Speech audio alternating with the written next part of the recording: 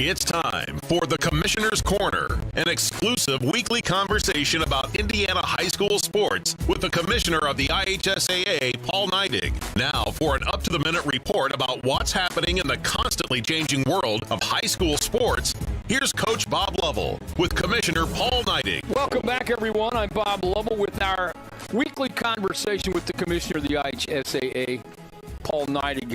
Paul, what a busy weekend. Before we talk about the busy weekend, thanks so much for the hospitality for you and the staff when Paul Kinder and I were there for the pairing show for the football show. Love the new set, love the new layout, and it's exciting to be at this point in the year where everybody watching and listening to find out who they're going to play in the upcoming football sectional. So thanks for all your hospitality. No, it's certainly our pleasure. We love having you and Paul here in the house and talking about high school athletics. It's such a fun thing to talk about, and you guys do it well. So we're appreciative of you guys. Thank you very much. Week number 9 in high school football, and we I don't want to jinx it, but we've had 95% of the games played and almost perfect weather every Friday. It is, and man, we need that weather to stay. Man, we need it to stay, and we don't want I'm hoping for perfect weather through the tournament, and then it can rain the championship weekend because we got a little roof over our heads. So I think we'll be okay there. I think you will. We mentioned how busy you are, so we have unified football this weekend. Carroll of Fort Wayne taking on McCutcheon. Boys tennis state finals. Team all-around team play will be at Carmel and Center Grove Friday, North Central on Saturday. Regionals for cross-country, soccer, sectionals for volleyball. Unbelievably busy time for everyone in high school sports in our state. It is. And, it's just, it's time to celebrate, like we talked about before, teams that worked hard this year, and now we're seeing the result of that hard work. They're able to show it in the in-season ending tournament, and, some are going to go on and win a state championship, and others are going to learn lessons along the way and maybe not win a state championship. But certainly exciting to be here. And again, it's that time-honored tradition that we offer in Indiana where every kid at every school gets to participate in the tournament, and we don't have playoffs. And certainly I think we need to continue to celebrate that because everybody deserves a chance to play postseason.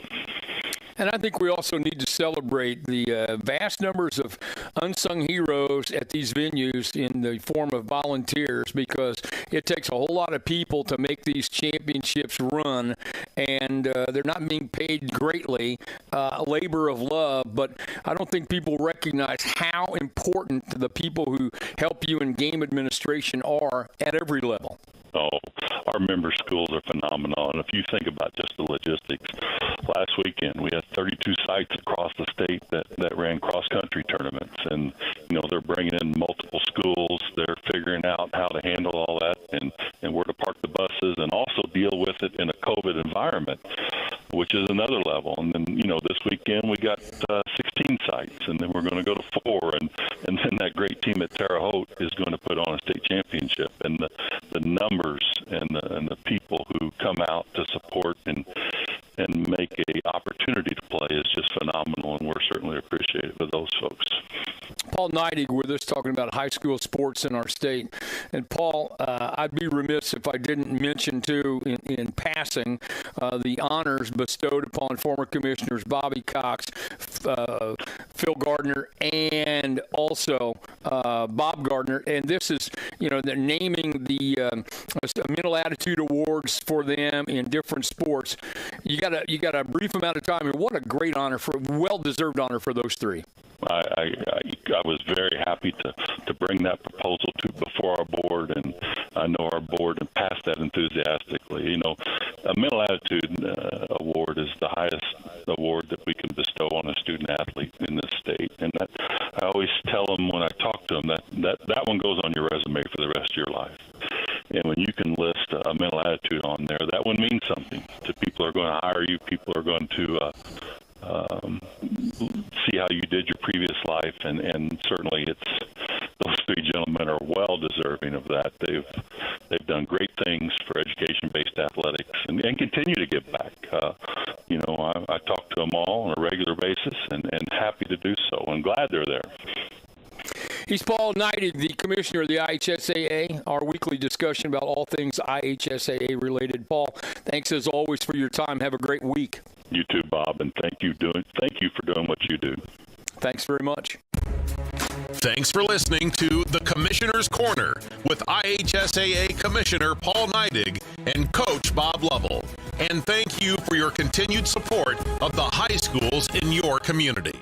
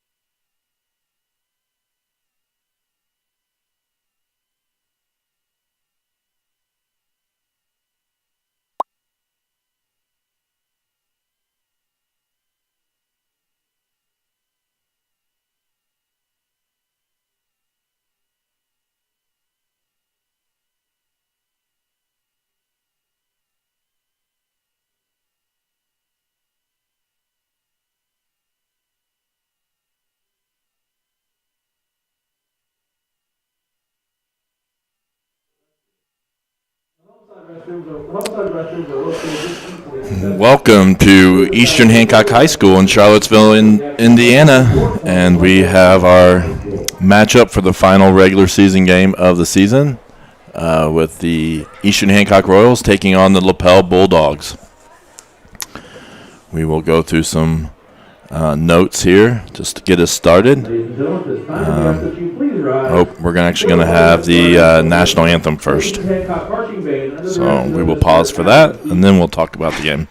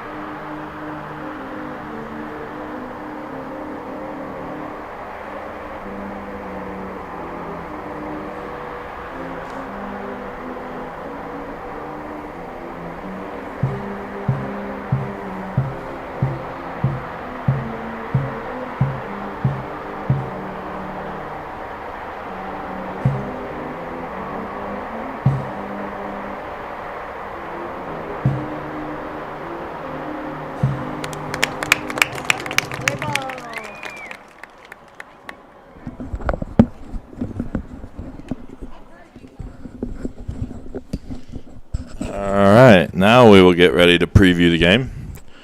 And currently, I'm all by myself. I don't know. We're supposed to have a student come join us, but they haven't arrived yet, so I may be doing this by myself. We'll see.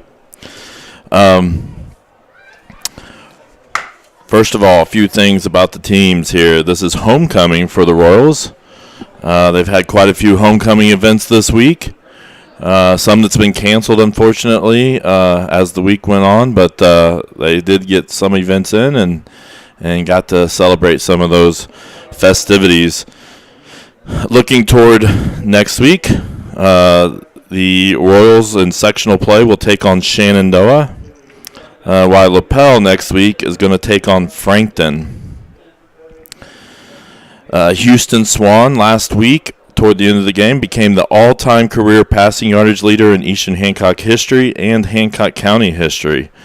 He passed Jarrett Lewis for that recognition. Cole Rainbolt's just 122 yards from passing Austin Smith on the career receiving yards list and just 3 touchdowns away from that record as well. Lapel comes in here ranked number 13 in 2A in the coaches poll. Eastern Hancock leads the all-time series 29 games to 11, but recently Lapel has had the upper hand, winning the last 4 meetings. What else do we have here? The Bulldogs are coached by Tim Miller, and he has a record of 52 wins and 48 losses at Lapel. They have some key wins this year against Shenandoah, North Decatur, and Hamilton Heights, and their key losses are to Heritage Christian and Ritter.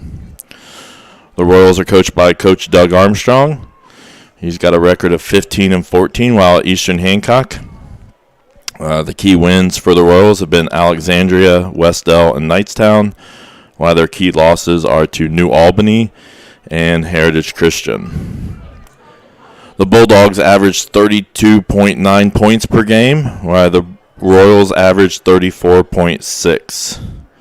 And the Bulldogs' defensive average is 22.1 points per game, while the Royals is 25.8 points per game. I kind of anticipate a little bit this becoming an offensive game. We'll see if that's what it turns out to be. Both teams have pretty good, strong offenses. The Royals are led by Houston Swan at quarterback. He's thrown for over 1,700 yards this year and 21 touchdowns, while Lapel is led by Stowe, number 18, with over 1,500 yards. When you look at the Bulldogs, one person that's really going to stick out is their running back, number 15, Dollar. He's extremely fast. Reminds me of Zach Arnold and Cole Rainbolt type speed. So it's going to be important that we contain Dollar and kind of keep him from getting out in the open and into open space. If I would be interested to know if the video quality and sound quality is okay. We keep tinkering with the settings here to make sure that we get it all kind of set up for us. And I haven't seen it today.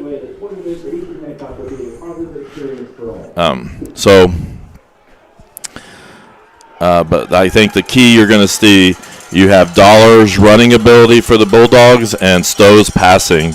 Those are going to be 2 major key players for the Bulldogs, and I'm sure we're going to be saying their name a lot. When you look at the Royals, you got Swan, we already mentioned.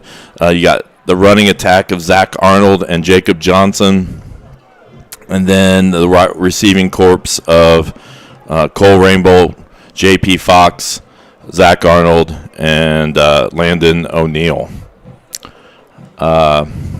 Like I said, I'm doing this by myself, so if you see the time go off, it's because I can't keep up with it. Make sure you share it out there. So we're already up over 81 viewers between Facebook, Twitter, and YouTube. So we're streaming on all 3 this evening. So share that out there. You can see the link right above Lapel on the scoreboard. That will also get you to the game. If you have people that you know that want to watch, that's how they can get there. So I will do my best on keeping things up as the Royals do their normal fake kickoff. or onside kick, and now J.P. Fox puts his leg into it, and they call for a fair catch there to get started. So now the Bulldogs are going to take over, and like we said, we want to make sure that we handle Dollar. Dollar's.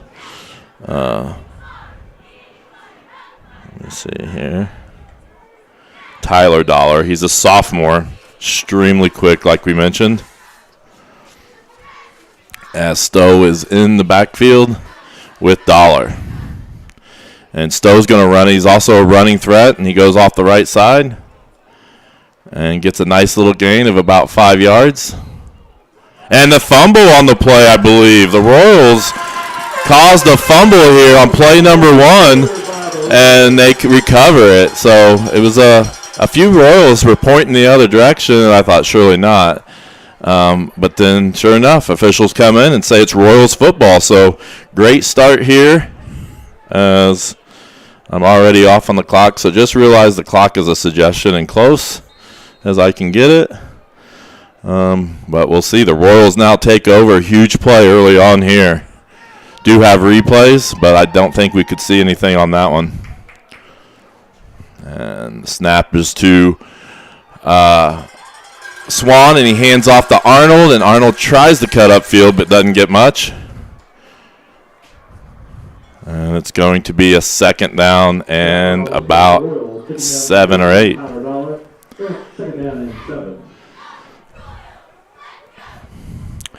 Like I said, it is homecoming this evening, so we'll have King and Queen festivities at halftime.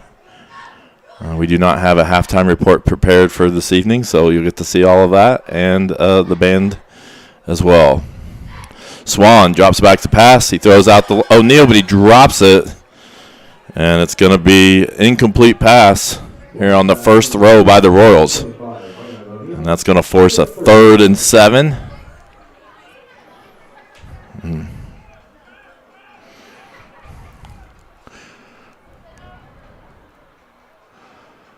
And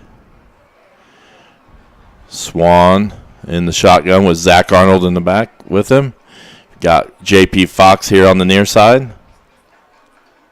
And Swan looks to throw. He's going to hand off on the draw to Zach Arnold. He's got a lot of space, and he's going to cut right up the middle and still going inside the 10-yard line. And he's going to be stopped right there. Again, if you have any issues, let me know if there's problems with the feed. That's good enough for Eastern Hancock. I'll probably tell you I can't do anything about it, but it's good to know if it's not working so I can research it.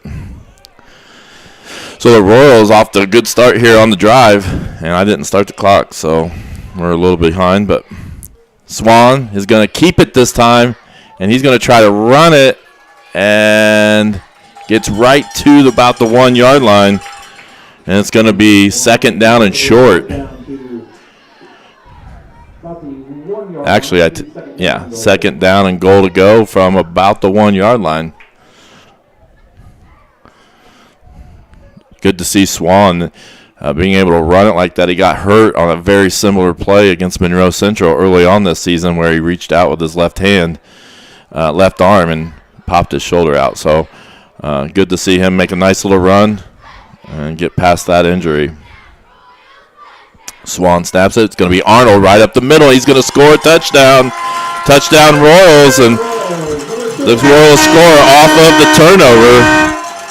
And great start for the Royals. They force a turnover, drive right down the field, and score a touchdown. And the clock is 10:01, so not too bad. I'm not too far off. J.P. Fox is going to attempt the extra point here with Sotelo holding and Jacob Wickard, the long snapper. And that's been a solid combination all year between those three. Jacob Wickard, the freshman, being the long snapper, and Sotelo, and sometimes Rainbolt when Sotelo is out being the holder.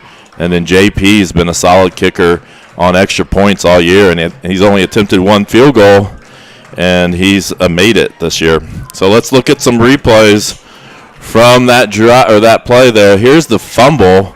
I don't think we're going to be able to see it, but at some point there it came out, and the Royals jumped on it, and it was we didn't really realize what happened until it was done. Here's the next play here, and we want to make sure I get it back before the next kickoff. But here's a draw play to Arnold, and tons of space, and he's dangerous when he's in the open field, kind of like you're going to see with Dollar later on. And we're not going to probably get to the touchdown because we're getting ready to kick off. So we'll try to get to that touchdown replay a little bit later. And now the Royals back to kick off. And JP kicks it deep. And it's going to be fielded from about the 15. And he's off on the right side. They're going to tackle him out of bounds. And the Bulldogs are going to take over for their second play of this game and their second series. Get the clock right. It's 9:52. And the Bulldogs take over. We've got pistol formation with Dollar behind Stowe. And you got to think the Royals got to be worried about. There's Dollar right there, and he's quick. He gets in the open field. You got to get him down, and he's going to be gone. And there you go. We talked about it. He's the key guy to stop, and he just one play, he takes off and runs right down the field, and it's going to be touchdown Lapel. The sophomore, Tyler Dollar. I mean, we kind of highlighted him before the game. You got to keep him bottled up, or he's just going to run all over. And if he gets out in the open field, there's not very many people that can catch him.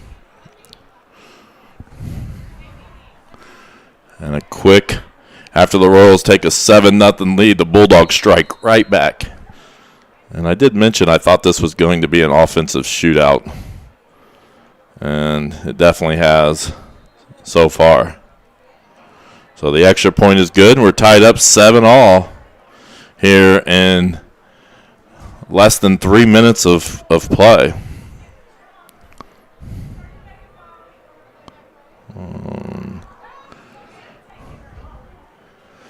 So let's see if we can get to those. We already got some replays here to watch. Here's the Royals touchdown. This is Zach Arnold scoring earlier. And he just kind of burst right up the middle. And then here you're going to see the Bulldogs on their touchdown. And you can see once he gets past the line, he just gets a full head of steam. And there's nobody. Not very many people are going to be able to catch him if he's out in the open field.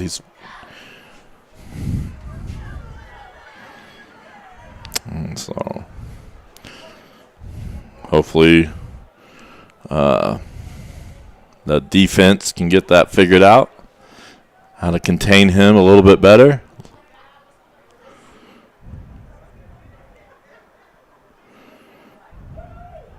And the Bulldogs are looking to kick. And back to receive is Zach Arnold and Cole Rainbolt for the Royals. And he's going to be kicked deep right to Cole Rainbolt. He's going to get a running start right up the middle. And the Bulldogs does a nice job at containing him. It's going to be about the 28-yard line for the Royals to take over.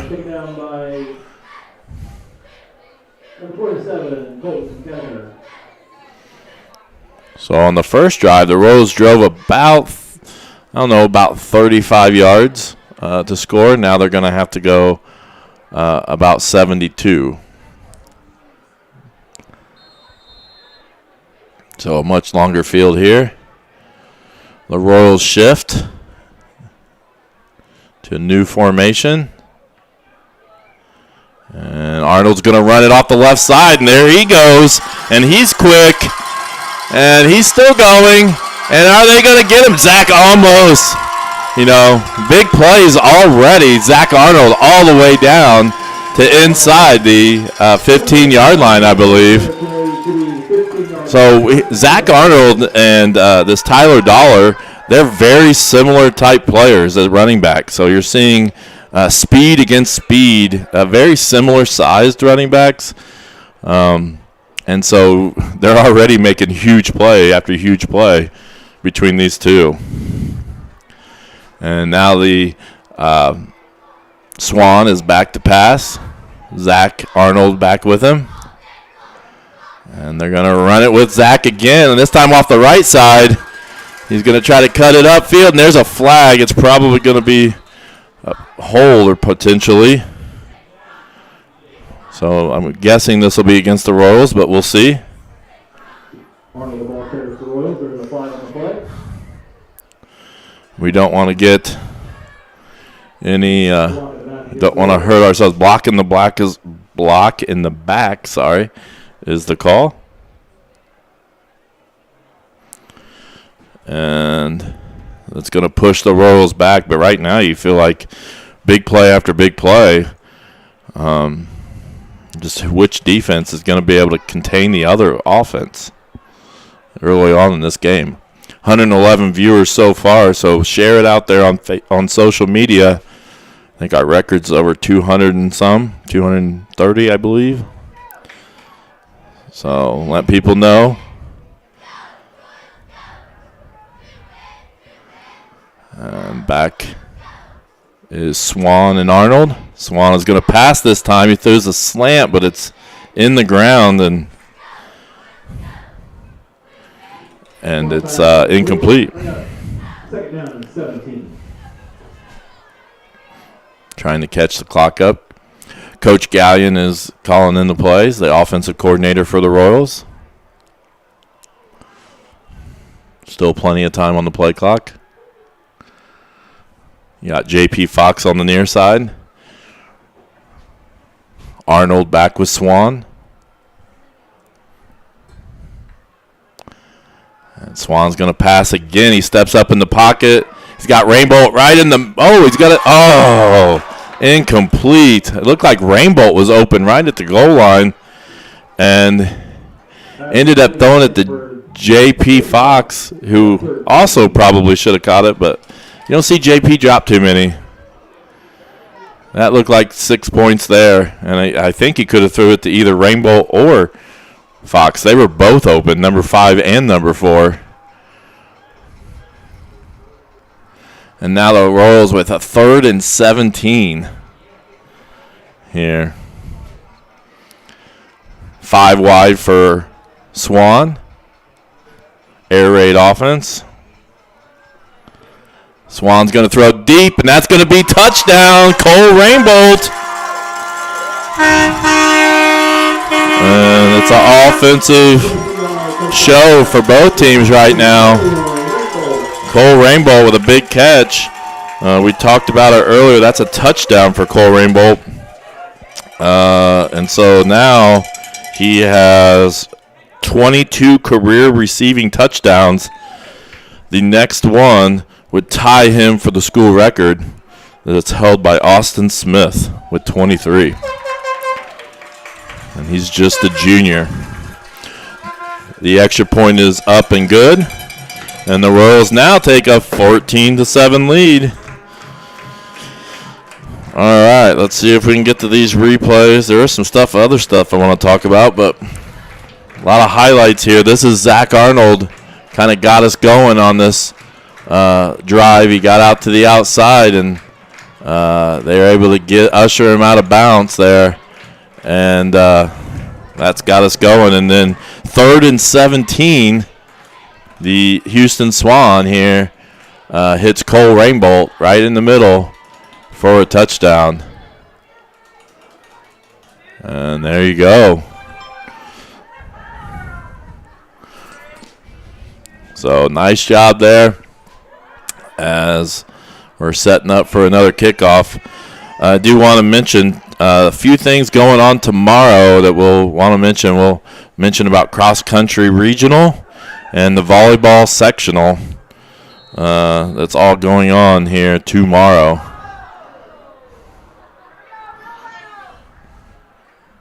We have some athletes participating in both of those. And the kick is kind of a bouncer.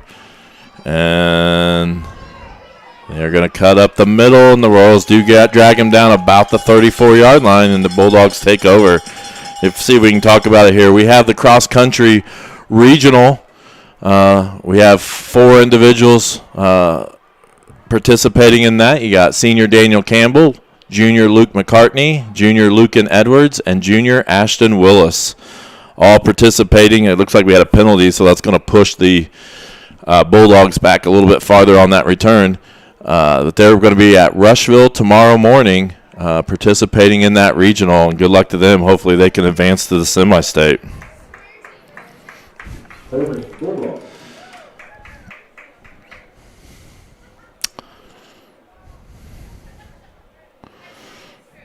Do want to mention our Connie Sotelo, I heard, usually watches us almost every week from Arizona. I heard she is here this evening in Charlottesville watching the game. So we lost a loyal viewer, but she's here and getting to watch in person finally. So glad to have her here.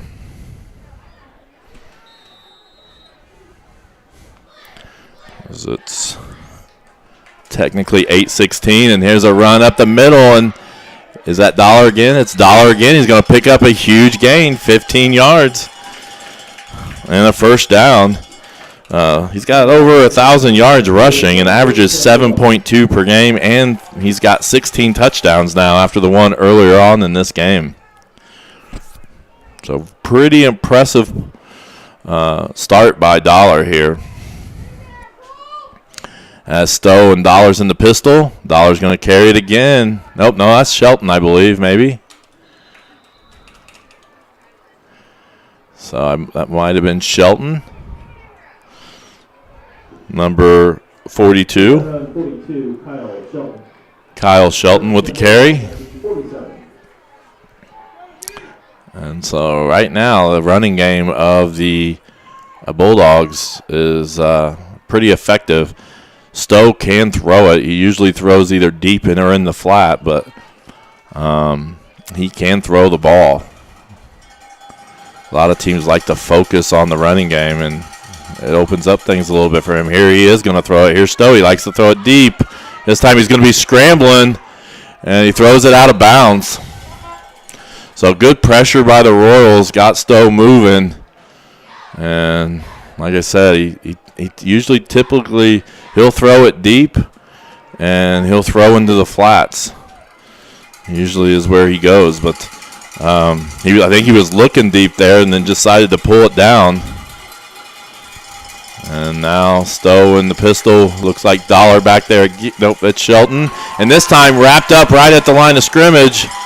That was Jacob Johnson with a good tackle there right at the line of scrimmage. And I'm sorry, the clock is off. So I'll try to remember. Usually I have my student helper do the clock and the scoreboard.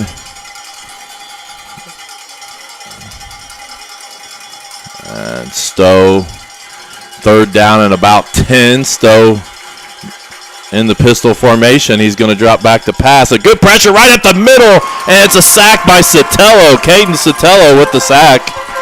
And nice play there by Caden.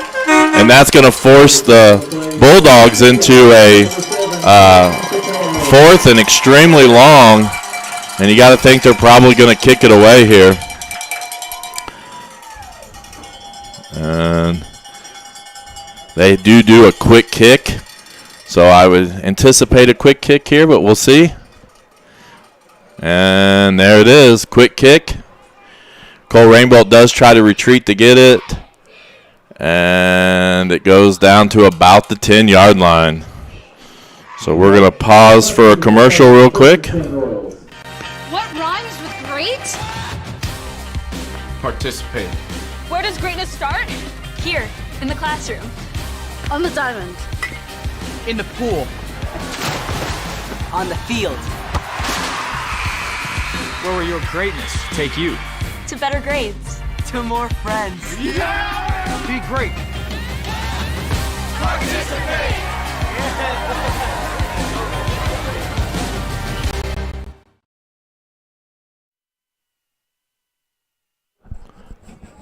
All right. And so there's a run there by Arnold right up the middle. And a big gain there by the Royals. And Zach Arnold's having a great game to start today.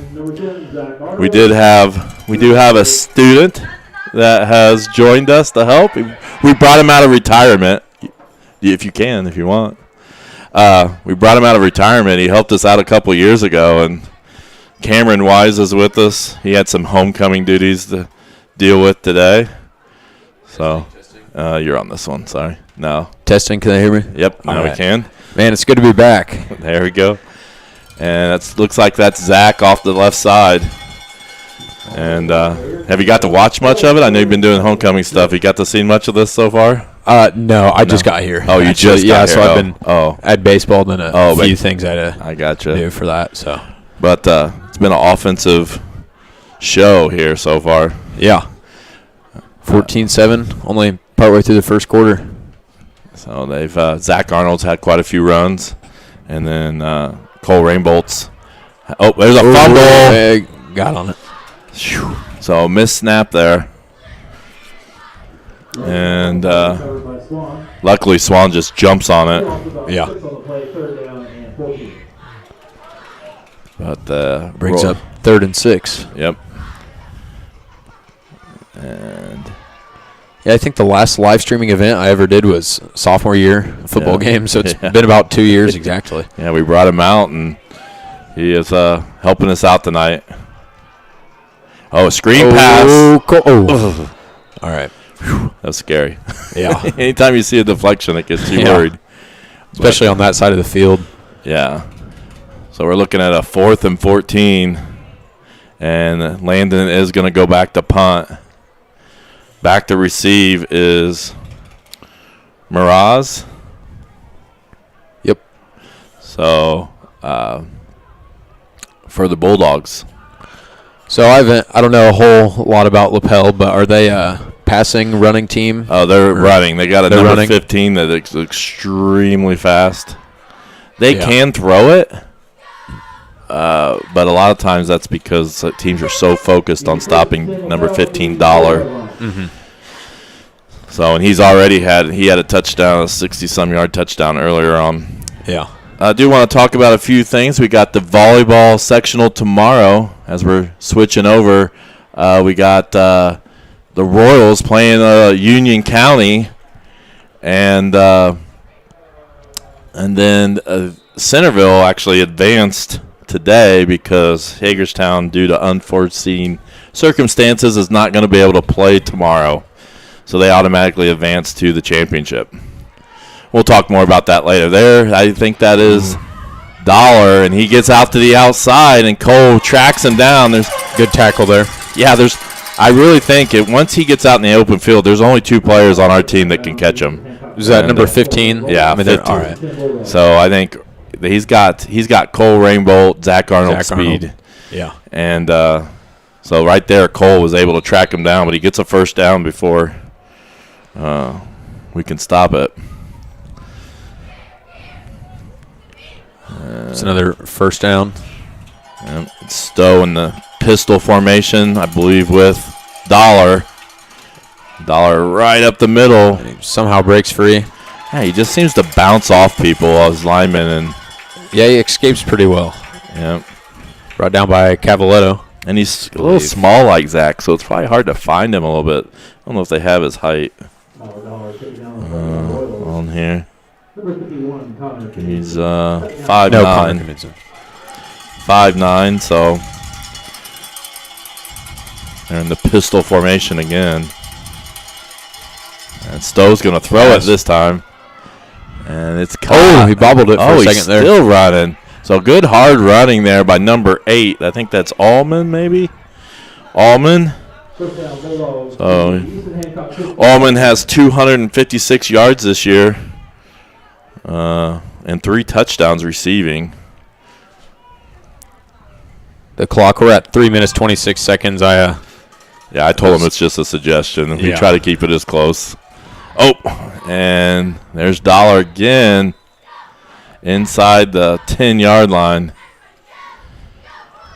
Yeah, they're really just marching down the field with no problem here. We need to step up our defense. Right. It's been neither defense has been able to stop the other offense. So we kind of talked about that in the pregame, that this was going to be an offensive show, and it's going to see which defense can figure out the other team's offense.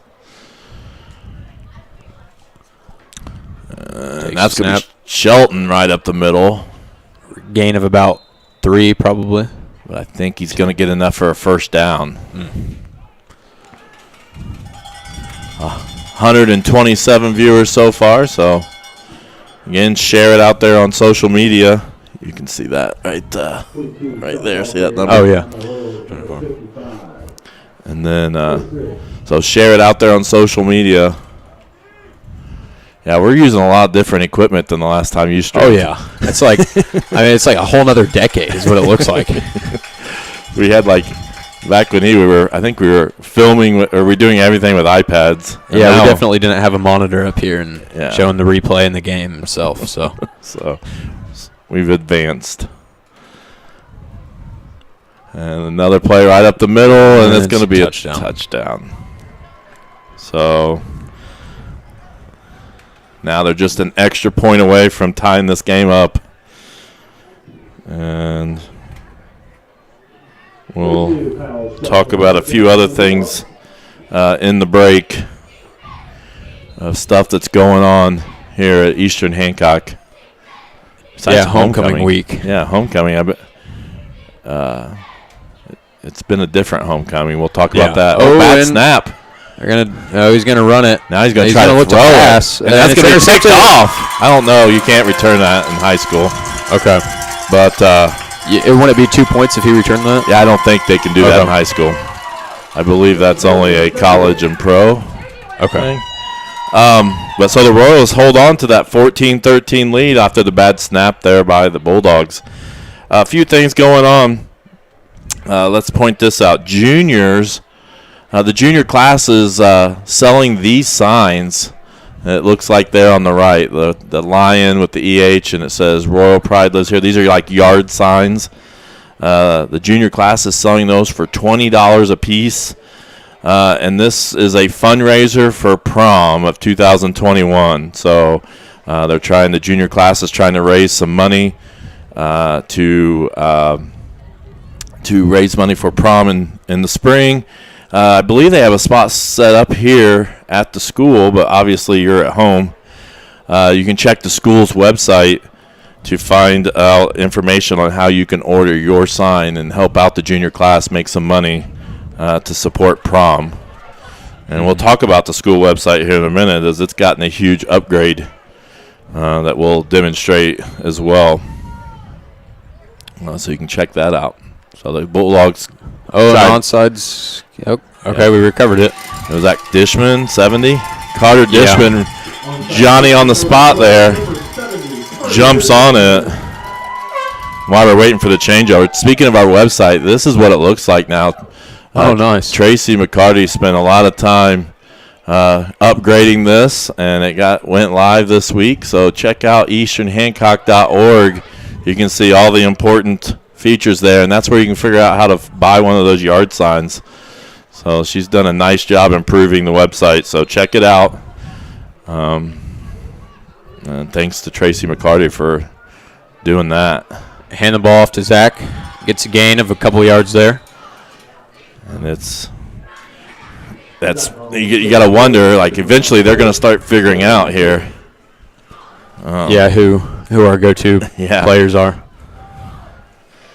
It's interesting. I think when you look at the starters, I guess I could put this. Here's our offensive starters tonight, and you can see Zach's getting the start at running back. It's giving a chance for Jacob Johnson to maybe focus a little bit on his linebacker duties. And then when we look at the defensive lineup later, that's kind of a forward pass. I think it's going to count as a completion. All right. And Zach with a big gain there. Brought down at the 30-yard line. So, a little shovel-like push pass from Swan to Arnold. There's a minute 19 left in the quarter, by the way. And we've got plays coming in here. They're working all right. Yeah. Oh, those are shot. That's shot clock. Yeah, let's try that some. Okay. We use a basketball scoreboard for our football scoreboard. Shotgun formation, looks to pass. Looks like he's going to run now. And is that enough for a first? He's going to be just short. Does make me nervous when he got injured at Monroe Central on a similar type play. Oh, he did? Yeah, he's Monroe Central early on in the game. He injured his shoulder running off the left side like that. So every time he does that, I feel like I'm having flashbacks to that game. But he's had a few runs already this game. Mm-hmm. Yeah, he's athletic enough. When he gets out in the scramble, he can just tuck it and go sometimes. Right, and it kind of keeps people honest a little bit. There's Zach trying to get to the outside. And they did a pretty good job at keeping him there. It looks like we're going to have Jacob Johnson coming in now. So we're going to have two running backs back there. Possibly in this formation. I think they're going to wait till the end of the quarter. Anyways, I don't know if they're going to snap. Oh, they might. No, they're not. I think we're going to go to the quarter. So that's going to be the end of the first quarter with the Royals with a 14-13 lead. Do you want to mention again, like I mentioned, the website that was done by Tracy McCarty? That's where you can find those yard signs. There's an article there. You can find all of the information. Really easy. That's important for you to get, and it's just got a nice little new look to it. So check out easternhancock.org, the new website that went live this week. And I'm going to re-mention the yard signs that the junior class is selling here tonight at the football game, and you can go to the easternhancock.org website and find out. I think you can fill out a form on there on how you can purchase yours for $20. Volleyball sectional tomorrow morning. We are planning on streaming that Union County Eastern Hancock volleyball game tomorrow morning. That is going to be sponsored by NASA, Neighborhoods Against Substance Abuse. And so we thank them for stepping up. And to be honest, I had, as soon as we won the game the other night in that against Shenandoah on Tuesday night, I had 4 people contacting me immediately saying, "Hey, we're willing to sponsor that next volleyball live stream." So thank you for those people stepping up and helping us out. So I believe both running backs already. I just got a text message. Both running backs are already over 100 yards. Oh, sorry. Yep. We're on our way on the second quarter, 14-13. We're about to start here. For some reason it didn't update up there. Let me see here. There we go. Now it says second. I don't know why it did that. And 2 running backs. And he got me. Okay. Zach was ready to go. So Zach's going to get a false start. And that was a crucial penalty there because now we're going from third to short to third and long. Yeah, it's tough. And he definitely faked me out there. I started the clock when he clapped his hands. That's all right. If we're a little bit off, it's not a big deal. They don't know. Yeah. Oh, okay, yeah. The viewers at home don't know. Until they see the time trickling down really fast. That's what I always say. Sometimes we don't have a clock, so. Mm-hmm. But now we're third and long. And Houston looks to pass. JP's going pretty deep. Oh, he's about to. There was somebody there. Yeah. So it's not intentional grounding or anything. Well, he was outside of the pocket, I believe. Well, that doesn't matter. We found that out last week. Are you serious? Yeah, he had an intentional grounding last week, and he was well out of the pocket. But that's not a high school rule. So that's only a professional rule. So we got called for an intentional grounding last week, but here we got 4th and long, and this is where we would normally go for it anyways. So yeah, if we're already on this side of the field, there's really no need to punt. Yeah. And who's he got back there? Is that Johnson back with him or Arnold? Johnson, maybe. Looking for JP didn't. He ran 2 different routes. Somebody keeps throwing a football up over there, and it makes me think that there's a flag. Oh, I see it. Yeah, that little kid over there. I almost said flag on the play, but so the Royals turn it over on downs, and now the Bulldogs. So that's the first time I think anybody's been stopped. The very first play of Lapel, they fumbled. Mm-hmm. So the Royals stopped them with the fumble recovery, but since then, neither team's been able to stop the other. Yeah, because when I got here, it was 14-7. Only a few minutes into the game. Yeah. Here's Stowe's going to throw it in the flat. And that's O'Neal. We're going to bring him back. Yeah. He kind of retreated. Yeah. Lost some yards itself. Let's see where they spot the ball here, but I think that was his doing of going backwards, so yeah. I think he was going to get a first down, and then he tried to get loose. Cost him about 3 yards and a first down. And there's Dollar off the left side. And he's quick. Yeah, he's good tackle there, though. He doesn't have to make a lot of moves. Like, even to get that, it was seemed like the easy. So the offensive line's playing pretty well, too, for the Bulldogs. I mean, he had 5 yards before anybody even touched him there. Yeah. And right now, I think Coach Armstrong is a little frustrated maybe. So we'll see. There's a timeout by the Royals, and he wants to talk to his defense. I don't think he was very happy with how easy that looked. And I'm pretty sure, I mean, I haven't been at the football practices, but I'm pretty sure he's fired up down there. Their number one focus is to stop 15, and that looked really easy. We talked about it before, the cross-country regional for the cross-country runners tomorrow. So, yeah, there's a few that made it to the regionals. I know Daniel, Ashton, Luke made it. Yep, so they're going to be at Rushville tomorrow. Looking ahead to the football sectional next week, we are playing Shenandoah in the first round of sectional. A little rematch from last week. And we have to, like we mentioned, we have to have sponsors for those sectional games, and Barn Talk Livestock has stepped up to sponsor that next week. So thank you to them for stepping up and helping us out so we can live stream that game. Oh, they run it right up the middle, gain about 6 yards there. Is that Shelton? Looks like Shelton that time, number 42. And he's got over 246 yards this year. Wow. On the season. So he's a little bit, I mean, he's a bigger running back, maybe a more power running back than what you see with Dollar. Yeah.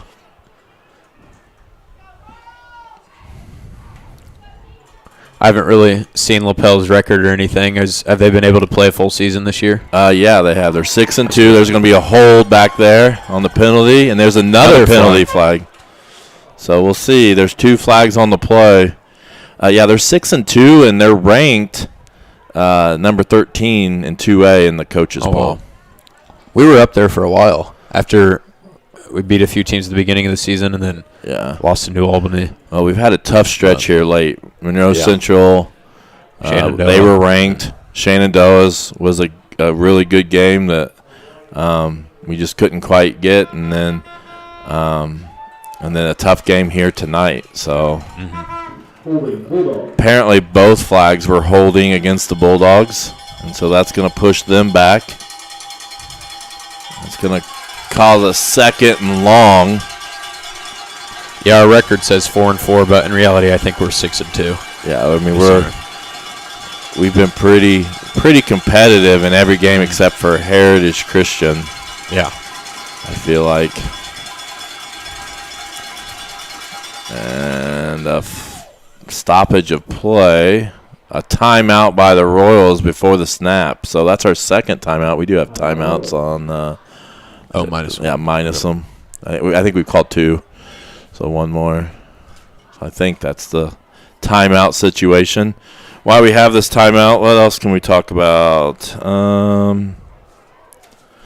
If you're interested in seeing more live streams, we have our YouTube channel. You can subscribe to our YouTube channel. We're over 700 subscribers now. Hit that notification bell. You can also find us on Facebook. Follow us and like us there. And then we're also on Twitter. And you can follow us there. And we're actually tonight we're streaming to all 3. So just looking at our numbers, our YouTube is our most popular. We have 114 viewers on YouTube, 21 on Facebook currently, and 1 on Twitter. So thank you for those individuals that are watching us this evening. We really appreciate it. Back, I think, when you were doing it, we were like, oh, we got 40. Yeah, I remember that. So back then we were, even last year, I think our highs were like 70 until we got in the sectional play. So really? So we've had great viewership this year. Mm-hmm. I'd imagine volleyball's probably up there, too, because they can't fit everybody in the gym. So yeah, the other night we had 67 people watching volleyball game. I think we had 15 was our high a couple years ago. Yeah, the other night we had great defense there by the Royals, going to force a 3rd and long. But, yeah, we had 60 when we scored the final point to win the sectional game the other night. We had 67 people watching. Oh, that was amazing. I was there at that game. Yeah, it was the girls played absolutely wonderful. Mm-hmm. And that game really could have gone either way when they played Shenandoah. Coach Dowd's asking a question. Of course, it's Miss Sherry Dowd is my favorite, I guess. Good throw and catch, but it's going to be short, I believe. 3rd and 15. It's going to be pretty close. They're going to see where they. Oh, he's going to. There you go. It's got to be 4th down. It's short, but you got to think they're going to go right up the middle with Dollar or Shelton. It's 3rd and inches. And they're not going to measure, or 4th and inches, sorry. Cowbells are out. And he's going to get it, I think. But not by much. It's that little extra effort, that little dive there. I mean, they may measure, but I think they're going to give it to him. He is stopping the clock. We'll see. It may be a measurement. Yep, they're going to measure it. 4th down. It's a big play, so you want to be for sure. The Royals turned it over on downs earlier. See if the Bulldogs return the favor.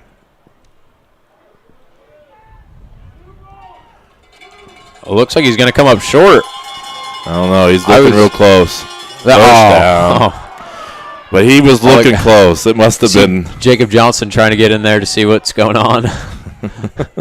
So it looks like it was going to be close, though. He didn't. Yeah. It wasn't obvious. The referee was really trying to get the right angle. We couldn't completely tell from here, but all of our guys were definitely signaling it's our ball. But you do that anyways. Yeah.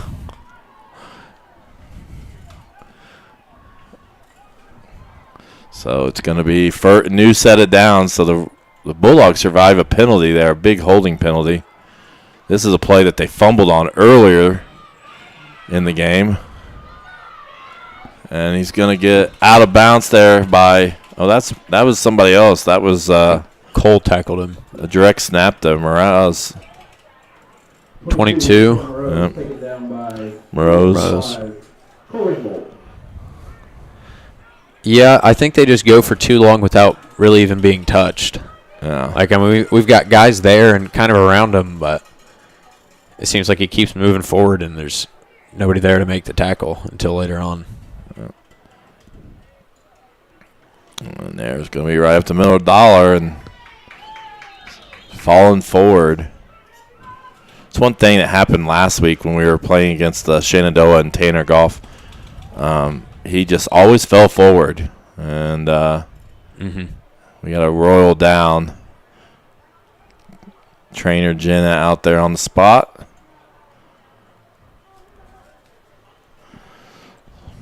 So when we get a chance, we're going to do a quick commercial. The innocence of youth. Is there anything any better? But soon they'll be in high school and facing all the same challenges you faced. How to make friends, how to fit in, how to be cool. We want our children to have everything they'll need to live fulfilling and productive lives. Make sure the kids in your family are among the more than 160,000 participants here in Indiana who take part in high school sports. Okay. So we still have a Royal down. And I think I do have some replays we can get to here that we haven't shown to this point while the Royals been tended to. This is earlier on in the first quarter. That's a sack there. That was Caden Sotelo on the sack. Big play. And we'll see if we can get this one in. This looks like this might be the touchdown. Earlier. And we're back to live, so I'm going to get out of that, and here we are. 2nd and 7. 8.5 minutes. Oh, wow. That's going to be a touchdown. Makes it look so easy. And again, the Bulldogs go right down. The only time they've been stopped, I'm trying to think if they did punt. They did punt once, I believe. Yeah, that quick punt when I first got here. So we had one punt, and we forced one punt, and then we forced a fumble. But other than that, it's just been offensive show for the Bulldogs. Mm-hmm. And specifically Dollar, just really impressive running back. Yeah. He made that look so easy. Looks like they're going to go for 2 here to try and make up their little mishap over there on the extra point. Going to go right up the middle. He's going to be short. Stopped. So that's good. So now they'll be chasing points if we can score a touchdown. We just keep scoring touchdowns. It'll be them chasing points a little bit. Mm-hmm. I think I have one more replay. Or now we got 2 maybe. We'll see. Haven't gotten to the offensive starters. We'll try to get to that here in a little bit. So this was Zach early on, getting out in the open. And then I think this is that touchdown that we just had? This is the touchdown that we just had. And he just made it look easy. Yeah. In the open field. Nobody over there. And touchdown Bulldogs. They're doing a good job of, once they turn that corner, they just go. They don't keep running towards the sideline. They just go straight up the field, north-south. Yep. There are links. You see a link scrolling across the bottom. That's a way for you to become a family sponsor. And there's also a link in the YouTube description and Facebook description. So if you're interested in becoming a family sponsor, we've had a lot of people step up and become family sponsors this year. We also have the chat open. Ooh, misplayed by the Royals. Who picks it up? Cole's going to pick it up. Try and run around. Oh, he's going to get tackled. Yep. 15-yard line. So kind of a miscue there on special teams. It's going to make the Royals start and have to go a long field here.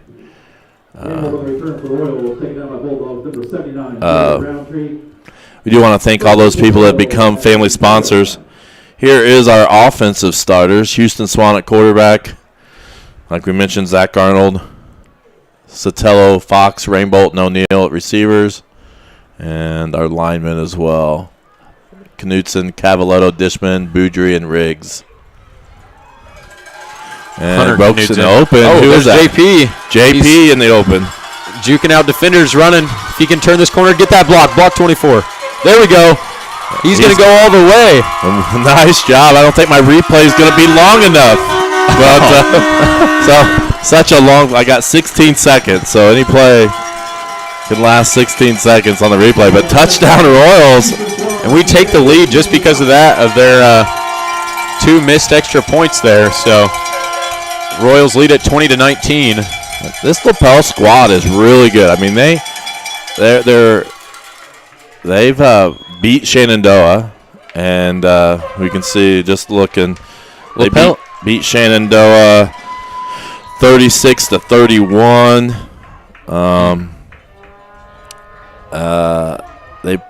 Their only losses are to Ritter and Heritage Christian. So wow. Jacob Wickard to hold. The long snap. To kick. So Wickard long snaps to Sotelo, and JP with the extra point. He scores the touchdown and finishes it off with the extra point. And let's see if we got that replay. We'll see. He went from the far side of the field all the way back over. We got see him there, breaks tackle. Breaks another one, jukes around guys. And he got out in the open. And this block by Caden Sotelo, that was good right there. That finished it. Yep. So great job by Caden Sotelo leading. Like I said, it's a shootout tonight. It's like neither team can stop the other one.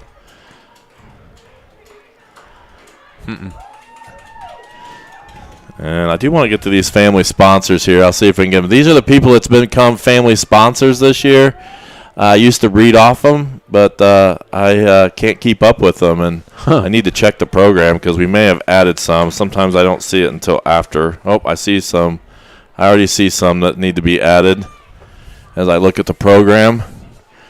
So I will get you guys added that have recently become family sponsors. Hopefully for tomorrow's volleyball sectional. So thank you for everybody that's become family sponsors this year and helped us out. Little squib kick up the middle. It's going to take a while for him to pick it up.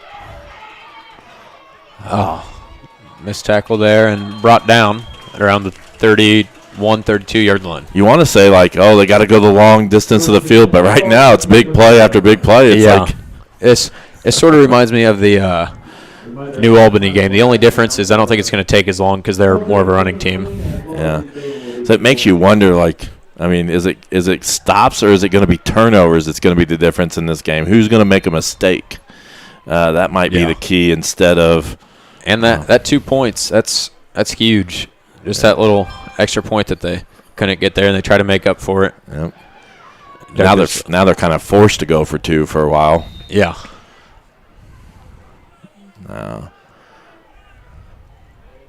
And so a good 4-yard pickup there. I didn't see who carried it. Was that Dollar again? One of those two. I think it was either 15 or 22. So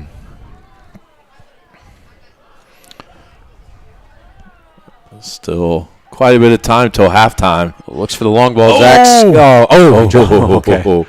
Got lucky. We have a flag way back by the quarterback.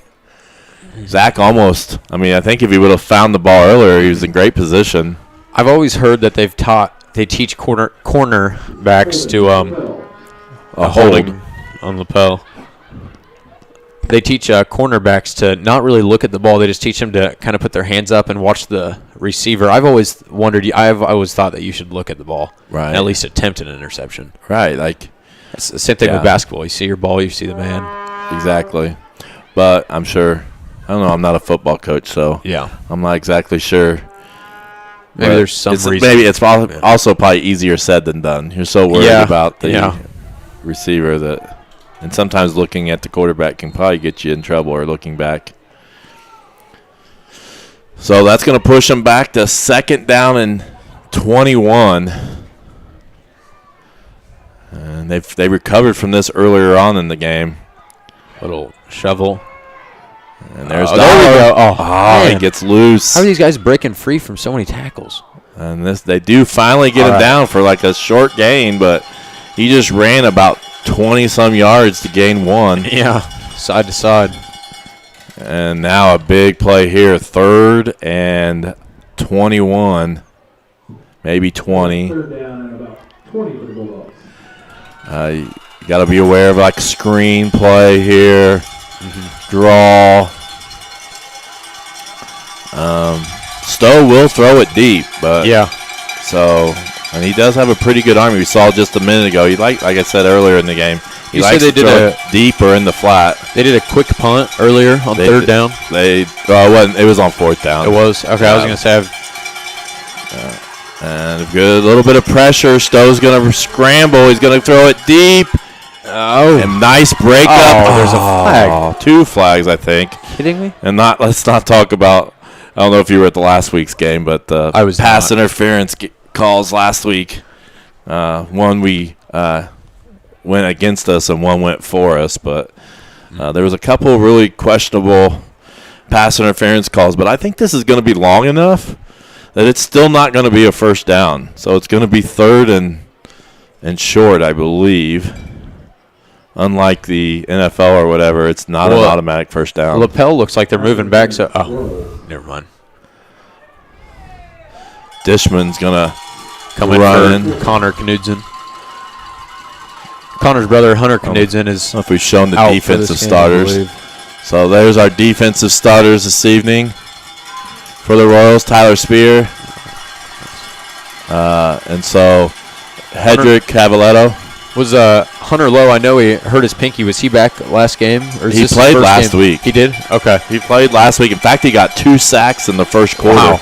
Is he strictly defense? Yeah. Okay. Yep.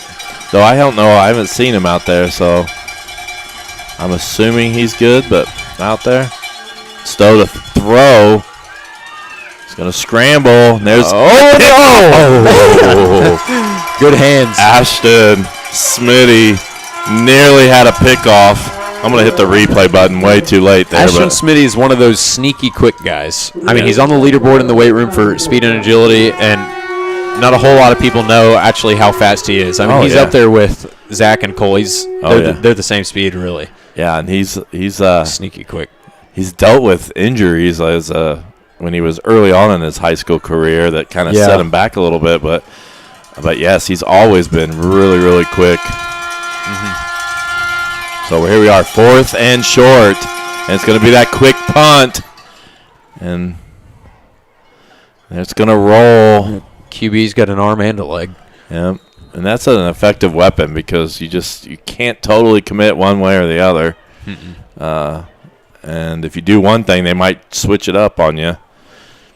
So thank you for all the viewers. Again, share it. If you see that link right above lapel, it says youtube.com/ehathletics/live. That's what you can send to people, and that's what you can send to them every time. When we're live, it will show up there. So hopefully the video quality has been good. We changed some settings tonight that hopefully have improved it. And 6 minutes. Hopefully we can get a score here going into halftime. Yeah, this would be really big. And we get the ball in the second half to start the second half. So we just need another breakthrough run from somebody. That was Jacob Johnson right up the middle, and it didn't go anywhere. In fact, it lost 3 yards.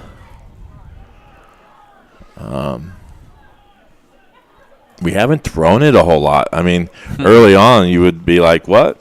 Like, we haven't thrown it because we were throwing all the time early in the season. But our running game has really improved over the last 3 to 4 weeks. We've been pretty lucky weather-wise. Really, I don't think we've had a single rain out or anything. There's Swan with a completion right at the sticks. I think it's going to be, that was to JP.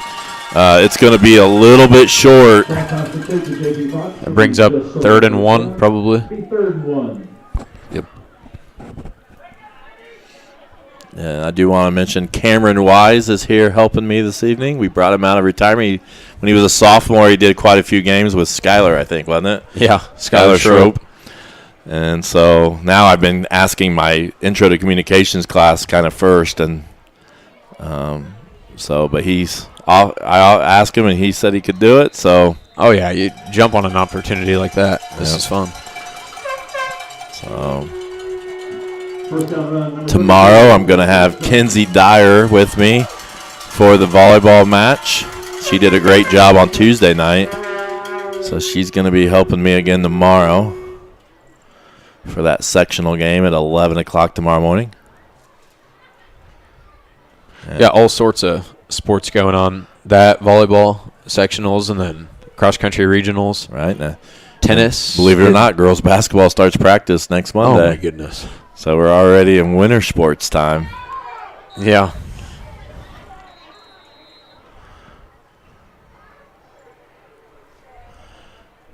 Looks like you're getting timeout. You're getting a shout out there by Miss Dowd. Oh, thank you. Thank you, Mrs. Dowd. So the Royals just took their last timeout with 4:43 left here. Like I said, I'll see if I can add in the people that's missing. We talked about the family sponsors. One of the reasons that we're really looking for family sponsors is because we are limited, though I'm not sure if we sold out tonight. I think this might be the first football game that we did not sell every tickets. Now, if you look in the crowd, it doesn't seem to be that much less than the other games, but I believe we did not quite sell out tonight, or if we did, we barely did. But colder weather might be scaring people off. We've kind of looked for maybe recouping some of the money we've lost from not being able to sell all our tickets by family sponsors. We asked people to sponsor us, and a lot of people in the Eastern Hancock community has really stepped up, and we really appreciate it. And then, like I said, when I asked for sponsorship for the sectional contest to pay the IHSA broadcasting fees, we had lots of people step up. There's a quick pass there to Zach Arnold. Oh, I thought he was going to shoot up through that gap. Anytime he kind of plants that foot and takes off, you think he's gonna go for a long one. He has one of the fastest acceleration speeds I've ever seen. Right, and he's just once he's out in front, you just can't catch him. He's almost faster with a basketball in his hand too. Sometimes you just one speed though. Sometimes it's like hesitation and then full speed. Yeah. With his left hand. Yeah. Yes. And pass over to Caden. Dives, gets a first down. Yep. Caden gets a nice first down. Oh, we believe they're stopping. What's this? Yeah, that's a first down. Yeah, but they threw a flag. Oh. Yeah, there's a flag against the Royals. A block in the back, it looks like. So that's going to cost the Royals a first down. The fans don't like it. Royals fans. I didn't really see anything. Yeah, I didn't know what it was, and our players looked like they were confused. Seemed like the flag was pretty late. And we couldn't even actually see it from where we were viewing. So it's going to be pushing back 10 yards. It looks like 2nd and 13. Houston hands it off. Uh-oh. Oh, here we go. Break a guy. Get around. Oh, wow. Oh, well, he got the first down, though. That draw play, that's the second time we ran it. That faked me out. I thought he was dropping the pass, and then all of a sudden, and it definitely makes the corners and linebackers scoot back. And that's something new. I don't think that we've used that much this season. I think that's something that's been new this game. And it's been really effective. He got a really good run early on in the first drive.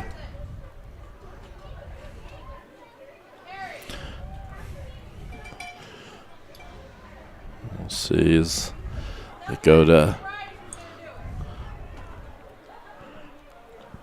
Royals have the ball at the 40-yard line.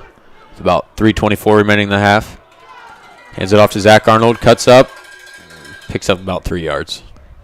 I'm going to try to pull up some scores around the area real quick. Oh, I'm told. I got a text message. We are 5 tickets from selling out tonight. Oh. So we were 5 tickets from selling out. Thank you, Mrs. Jones, for that update.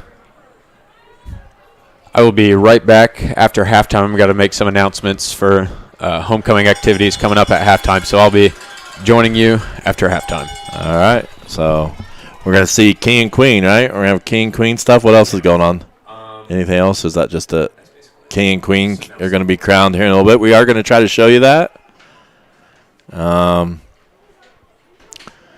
And Cameron's one of our leaders in the school, a senior, so he's involved in a lot of this leadership stuff. And so he's going to be helping out with homecoming stuff right now. As it's 3rd and short. This is Johnson up the middle. Good play by the Bulldogs to pull him back. And he's not going to get the first down. And they're not quite to the 50-yard line. We'll see what Coach Armstrong decides. See what the Royals are going to do here on 4th and short on their own side of the 50. Don't want to give him the ball here and give him a chance to take the lead going into halftime, but you also don't want to take your foot off the gas pedal. And this time it's Zach up the middle, and they're going to stop it. It's going to be a turnover on downs and a big play by the Bulldogs as they have now a short field. And sorry, Cameron was running the clock for me, so I will try to get it right to the right spot. It's 1:24 until halftime. And I'm looking for some local scores, so give me a break. I think Mount Vernon is leading Yorktown. It's 19-0. They're looking to have their first ever undefeated football season, regular season. And they're ahead 19-0 right now. All right, the Bulldogs take over, down by 2. Stowe is going to throw it deep. And it looks like we're well defended. And we went for the interception, but it goes an incomplete pass. I thought we had a chance for an interception. We had 2 guys there. Couple other things. Monroe Central leading Shenandoah 14-0. That is for the Mid-Eastern Conference Championship. So Monroe Central currently leading Shenandoah 14-0 in the championship game for the MEC. They're both 2-0 in conference play. And second down is out in the flat. Miraz, he makes a juke move, but he's going to be tackled for a short gain. And it's about 1:10 or so here as its clock is winding down. 3rd and about 7. Centerville leading Knightstown 38-0. New Palestine leading Delta 14-7. Pass by Stowe, and Miraz catches it, and he's still moving. He's going to get a first down, and that's going to stop the clock to set the chains. And it's 42 seconds remaining. And I think they're going to get a timeout because the Royals are out of timeouts. I think that's the first timeout used by the Bulldogs. See if we can hit some other scores. Greenfield Central's losing to Newcastle 8-14. Last check, at least on mine. Heritage Christian is losing to South Putnam 21-7. West Dell and Fremont 14-all. That's the scores that I really have that are kind of local here so far. That's either in our conference, our county, or our sectional. South Decatur leads Cambridge City Lincoln 21-0. Westdale is actually losing to Fremont 22-14.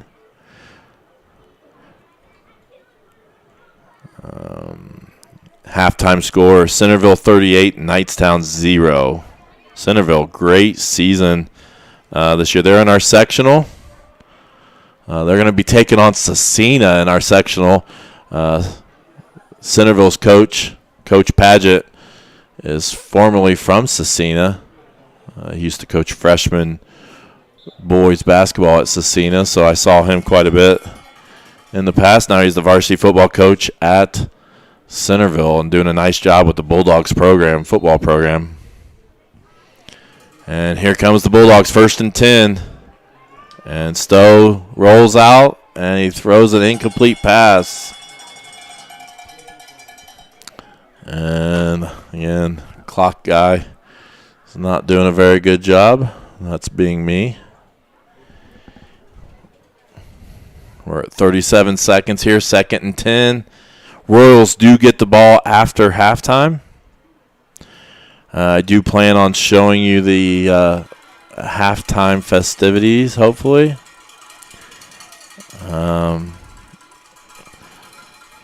We do not have any halftime reports by my class this week. We'll hope to have one next week. Stowe looks to pass. It's like a screen pass, picked up off the ground, and I thought they were going to let him go, but Dollar kind of gave himself away. He kind of stopped, and then he's not complaining. He knows it hit the ground. So it's going to be 3rd and 10, 32 seconds left till halftime. Big stop here. If the Royals can keep him out of the end zone, they're going to get the ball to start the second half and potentially with a 2-point lead.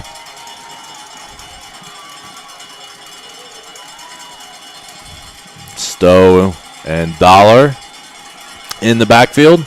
Stowe's going to look to pass. There's a lot of pressure right up the middle by Tyler Spear, and that's a sack for the Royals.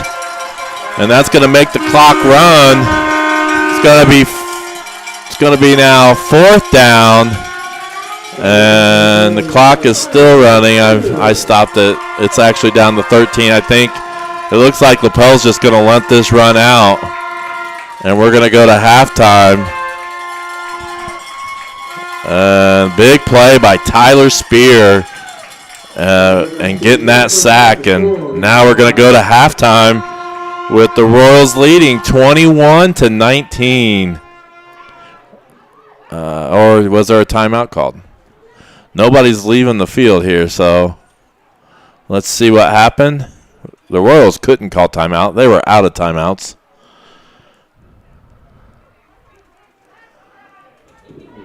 Seconds left in the first half. Oh, they're going to say 2 seconds remaining. So let me get that set up. I don't know.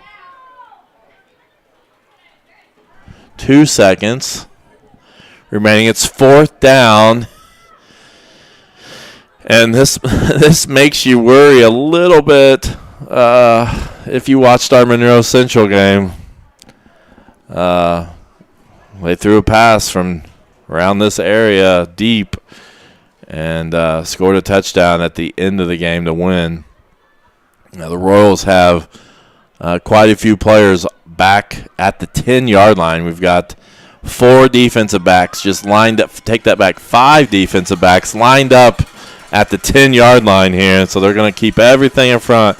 You also got to worry about Dollar a little bit. He's got some speed. You just get him the ball and get him in open field. There's a lot of open field, and he can make something out of nothing. And looks like there's a little bit of confusion by the Bulldogs. But they're going to snap it to Stowe. He's going to throw it out to the sideline. It's going to run the clock out, and as long as they get him down, and it's going to go into halftime. So halftime, the Royals lead 21-19 in this homecoming matchup. So we're going to see some homecoming stuff. I think our cameraman's going to show you that. If he doesn't, I'll run upstairs real quick. But I think he's going to show us the halftime stuff. And I will probably put my microphone out And we'll listen to Cam Wise do the announcements for homecoming. We had a kickball tournament, which the sophomores won. We had 5 dress-up days, with the freshmen having the highest participation throughout the week. And we started a new tradition of decorating class spirit panels, which you can see leaning against the fence on the east end of the field. The seniors had the winning panel.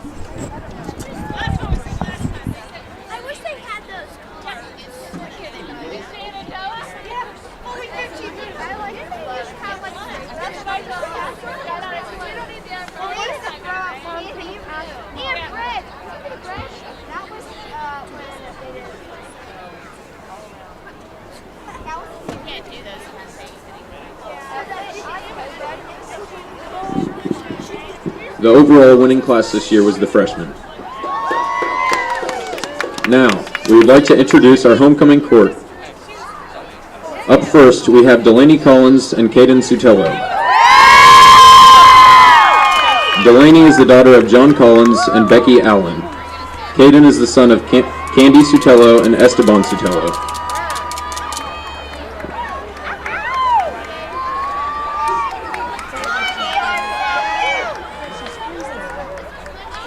Our next pair of seniors, we have Ruthie Lemaster and JP Fox. Ruthie is the daughter of Ron and Babette Lemaster. JP is the son of Kurt Fox and Stephanie Clifton.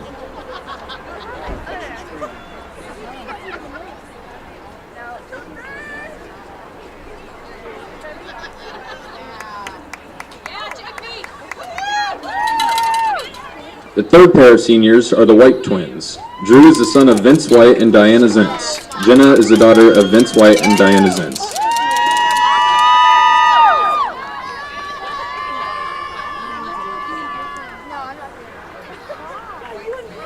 Our final pair on the court is Chloe O'Neill and Daniel Campbell. Chloe is the daughter of Chris and Clarissa O'Neill. Daniel is the son of Chris and Karen Campbell.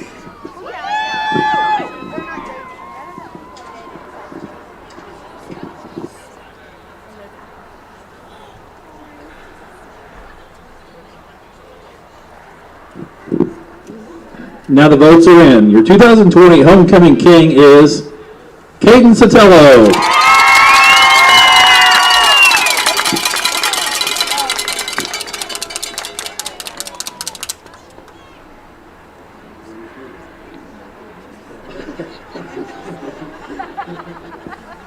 Your 2020 homecoming queen is Delaney Collins.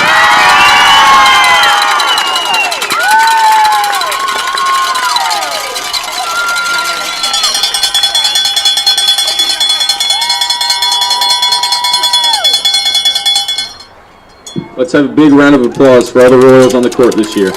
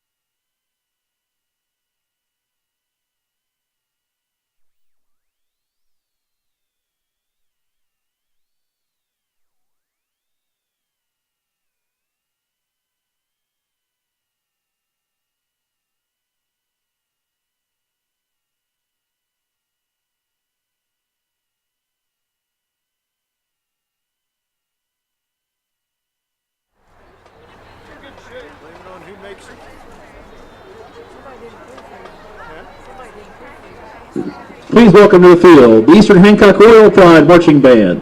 Tonight the Royal Pride Marching Band will be performing Shut Up and Dance arranged by Matt Cornway and Fight Song arranged by Paul Martha.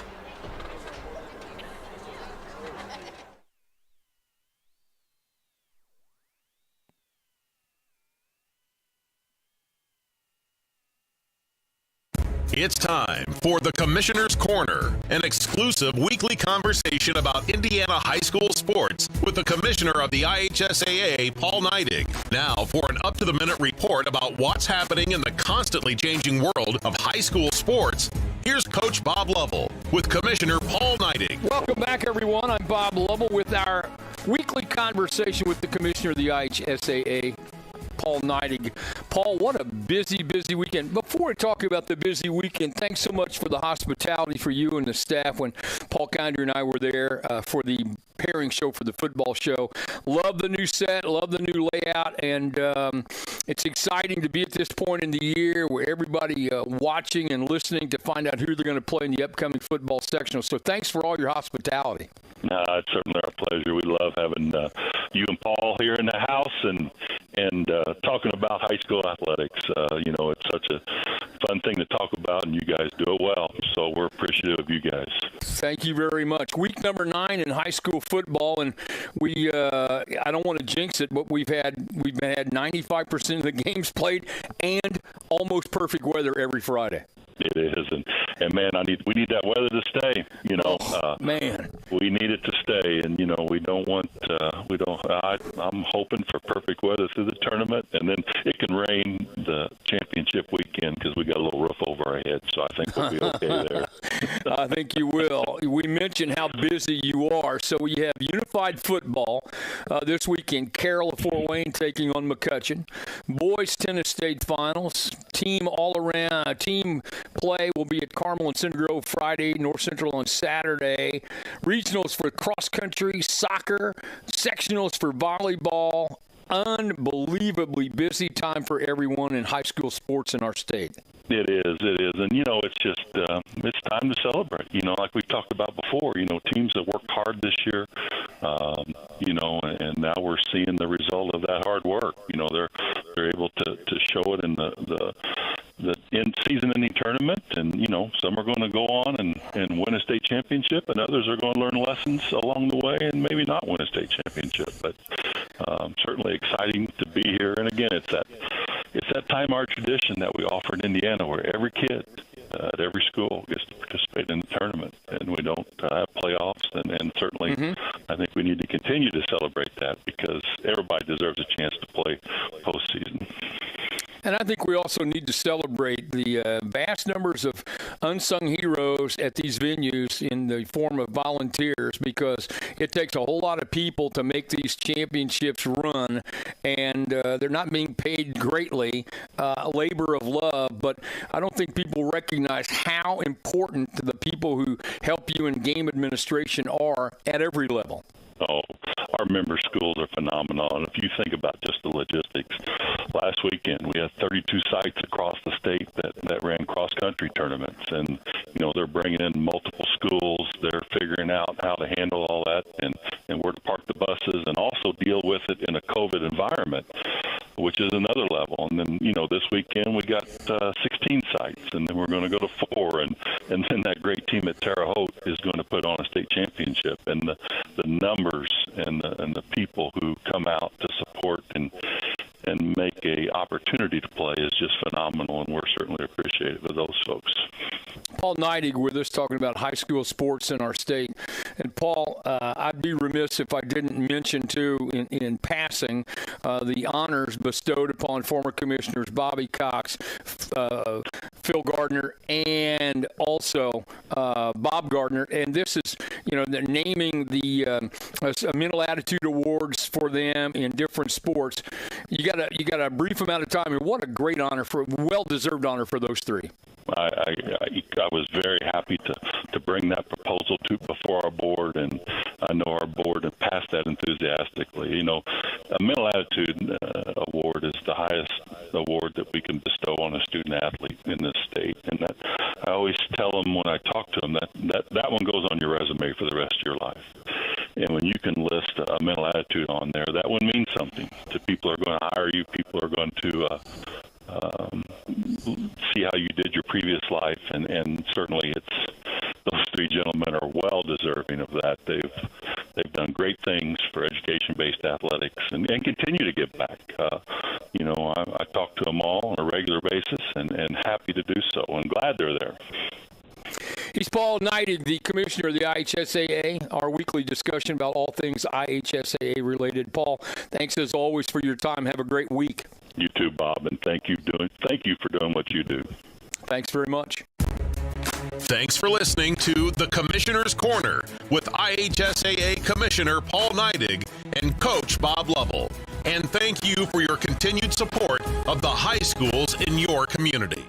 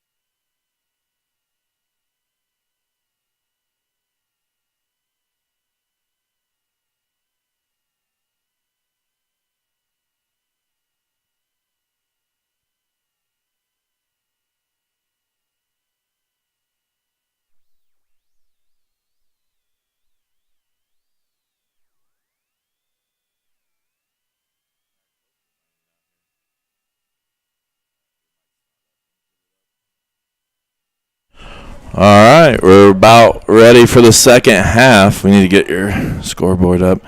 Actually, if you saw, the Royals are going to get a delay of game penalty here. Yeah, an interesting start. To start the second half. There's Coach Gallion just walking up. They don't even have any coaches besides Coach Gallion. I'm not even sure if they're aware of it, that they just got penalized, as our coaches are just now walking up, and only Coach Gallion's the only coach that's here currently on this kickoff. Now, was the homecoming halftime supposed to be extended? I don't know. I don't know what the deal was there, but there's Cole breaking it. We're still going to have good field position even after the penalty. But coaches are slowly getting up here, and I guess they just weren't aware of the time. So I see Hunter's over here not playing, so I wonder if he did start or if he was out. Sometimes we have some late changes to lineups. I hope you enjoyed the halftime festivities. I thought I did it, but let's see here. It says fourth quarter now. There we go. Yeah, but it doesn't say it there. Weird. We'll see. There we go. I just had a head start. Throw by. Oh, it's going to be caught. No. Nearly caught. Yeah. Swan, nice throw. JP's holding his right arm. And it's, JP's. And Jenna's right there ready to check him out. But one of our elite receivers. And he's had a couple tonight, I think, that in his hands and couldn't quite get it in. Had one earlier in the end zone. And Jenna's over there checking out JP. Doesn't look to be in too much pain. I think this might just be a little quick. I'm not draw play there to Zach. It's going to be a pickup of about 5. It's going to be a 3rd and about 5 now. Who went in for him? Smitty? Yep. So Smitty, Ashton, Smith in for JP at wide receiver. Very capable wide receiver. On most squads, most football teams, he'd easily be starting in this, but we're so deep at receiver. Yeah, a lot of our receivers, they got speed and good hands, and they can just really just get behind corners. Like if Smitty just goes on there's a – don't think that was how that play was supposed to go, and now they're going to be 4th and 2. So a little bit of decision time here. Let's see Coach Gallion look at Armstrong. And looks like they're going to I think he has to Armstrong's going to tell him because I don't know if Armstrong wears a headset. So it looks like they're going for it, but you never know. Houston's quick kicked before. Oh, okay. He just got it off. Get a good bounce. It's amazing how effective that is. Yeah, because it really can't be returned. You can't go all out. You just can't decide what you're going to do. And both teams have been really good at it here so far. Nice job with the homecoming stuff. Yeah. So, congratulations. Delaney Collins and Caden Sutello, King and Queen. So it's been a interesting homecoming week. We've had kickball. I don't know if you heard. We did kickball instead of sledgehammer and powder puff, and the sophomores won. Yeah. So what was disappointing? How did the seniors fare? We lost to the sophomores. And yeah. So, there's Dollar, I believe. Tackled by Caden Sutello. Yeah. Homecoming king. Yeah, we were pretty fortunate to even have a homecoming this year because I know a lot of schools are, I believe New Pal's shut down right now. Yeah. That's what I heard, things like that. So. And then what else?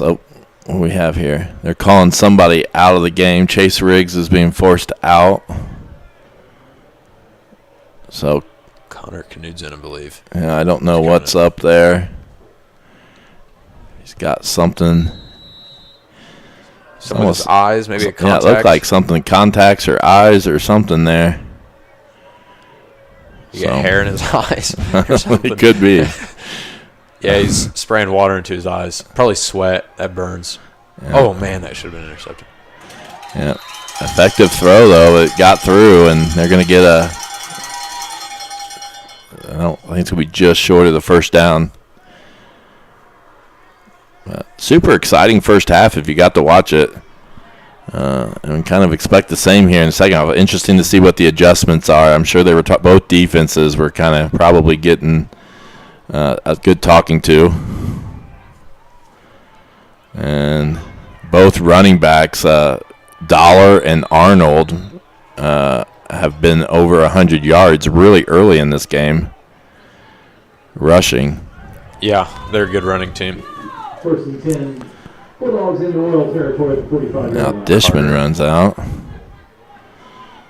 So I was getting lots of substitutions. I wonder if that's part of it. Trying to get, I don't know. I feel like we're subbing a little bit more here on this first drive. Yeah. Well, we got a lot of guys playing both ways. The offensive line and defensive line are pretty similar. Yeah. Is that Dollar again? Oh, good tackle by Caden Sutelo. Yeah. He's, as of right now, he's just really dominating this second half with his tackling. And I haven't seen it recently, but early on this season, he got hurt at some point, but with his shoulder. But anytime you saw a big hit, it was always Caden. Yeah, it seemed like. Coach must have gave a good speech at halftime, like a Lou Holtz speech, just to fire him up. Yeah, we'll see. But they're run up the middle. He's still picking up 5 though. Yeah. When your safety is having to make those tackles, that's never a good thing. Yeah, they're really breaking through our line. Here we have a substitution. 74 is coming in. First down, Bulldogs at the Royals. 74 is Reed Hedrick.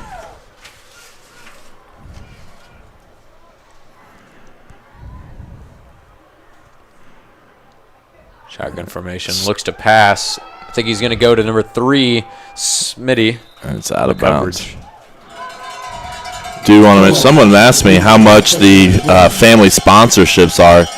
I got a message about that. They are. There's different packages. I think there's a $25, a $50, and a $100 for the family sponsors. So. Usually we just kind of think about, if you've watched a lot of live streams, then you've saved, $5 each time, plus maybe concessions by staying home. Just maybe we're not saying every time, but just every now and then think about, hey, giving some of that money back that allow us to keep these live streams free of charge and still being able to do them. Oh, good tackle there by Cole Rainbolt. Yeah. Tracked him down and got the tackle. And that's Shelton on the carry. Coach Armstrong was excited about that one. Yeah, that's the kind of plays we're going to have to get these guys off the field. Mm-hmm. You can become a family sponsor by clicking that link in the description of YouTube and Facebook, and then you see scrolling across the bottom, there's a link, tinyurl.com/EH Royal Pride will also take you to a way that you can become a family sponsor. As you see there, Carter Dishman just came back into the game. Oh, here's Stowe to throw. Pass. Looks like he's going to take the long shot. And, Yep, good play. Good play there by Landon to break it up. Landon leads the Royals in interceptions on the season with 2. And he got his hands on that one with a pass deflection. After watching a few weeks of high school football, you kind of know there's those plays that are guaranteed for, not guaranteed, but the quarterback really looks for certain receivers on certain plays, and you can almost tell who they're going to throw to based on which receiver. A specific receiver will definitely run harder for a route that they normally get. Right. You can kind of sense who they're going to throw it to. Now you have a 4th down at about 8. Big play for both teams.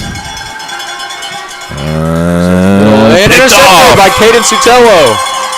And I think that's his third interception on the season. And he's still not going to go down, and they finally get him. So, interception by Sotelo. And let's see here. Let's see if we can get that replay right now since we got a change of possession. So, here's the snap. And he just saw that all the way. And makes some moves. And we kind of talked about, I'm not sure if we were going to be able to stop them defensively. It might take mistakes. Yeah, that's huge. So which team doesn't make a mistake? But looks like there was maybe a penalty on the return here. So the interception's going to count, but it's going to push the Royals back here. Their own 5 or 6 yard line, I believe. Yeah. Caden Sotelo already, I believe, 3 tackles this half. Oh, yeah. 3 big tackles, ones that we've noticed. Yeah, and then an interception and we're only a few minutes into the third quarter here. And that's his third interception on the season. Right. Now that passes O'Neal. They were tied for the most interceptions on the season. Now he has the most. Yeah. We kind of jinxed it there. Maybe we should say that more often. Say Caden leads it, and another guy will get 2 real fast.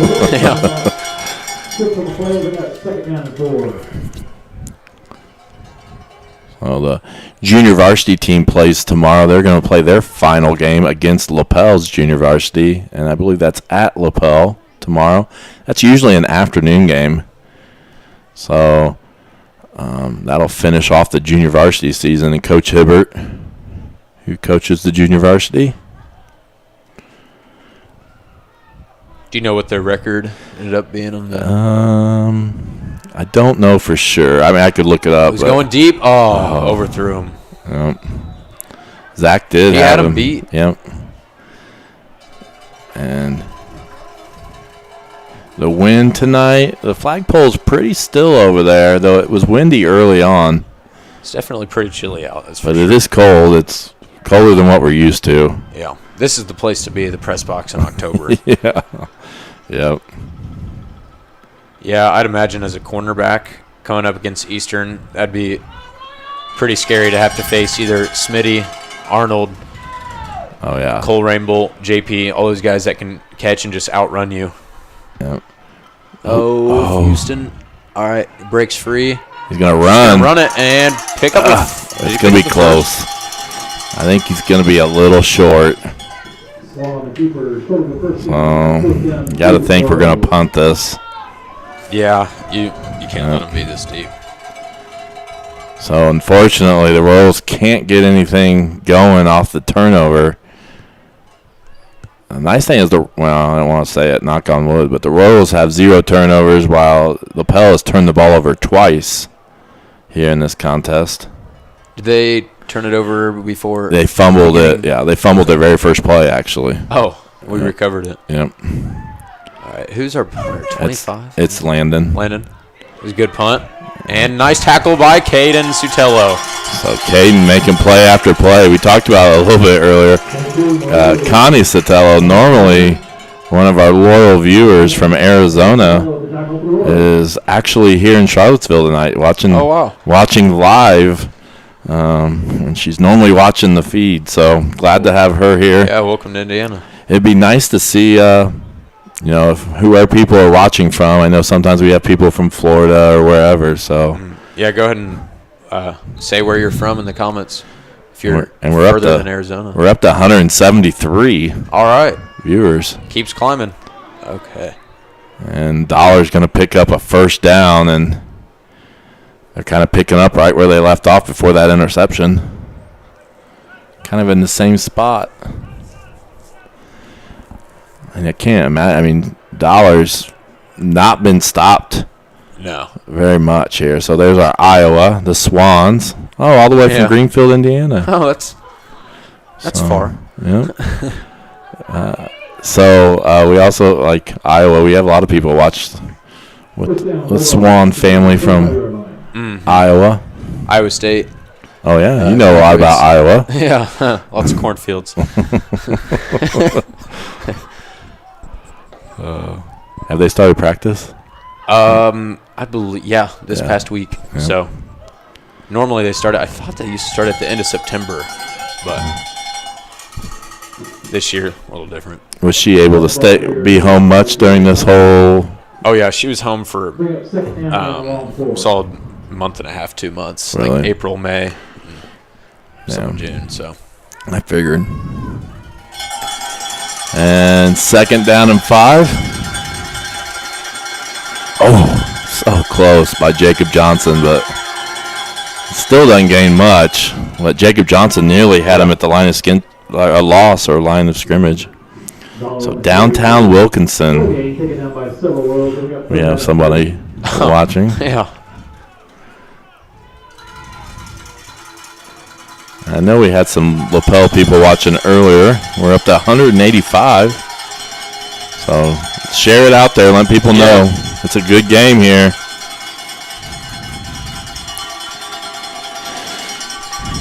Third and short. Hand it off. And Dollar's going to get it, I believe. Yeah, his forward progress was a few yards. Yep. I think they're just going to give it to him. Yep. Really impressive. I think we kind of knew it coming in that he was going to be the guy to stop, and we got to get him figured out. The Royals lead this series 29-11. So Lapel's only won this against the Royals 11 times, but when you look at the last 4 years, the Bulldogs have won the last 4 years. So the Royals have not won since 2015. Lapel's always been pretty solid in all sports for the most part. Yeah, especially of late. Yeah. Basketball, pretty solid. Oh, I think they're lying now. We got some fake chats. Moscow, Russia. Wow. Okay. I don't think Wes is in Russia. No. Wait, Wes. All right, Wes.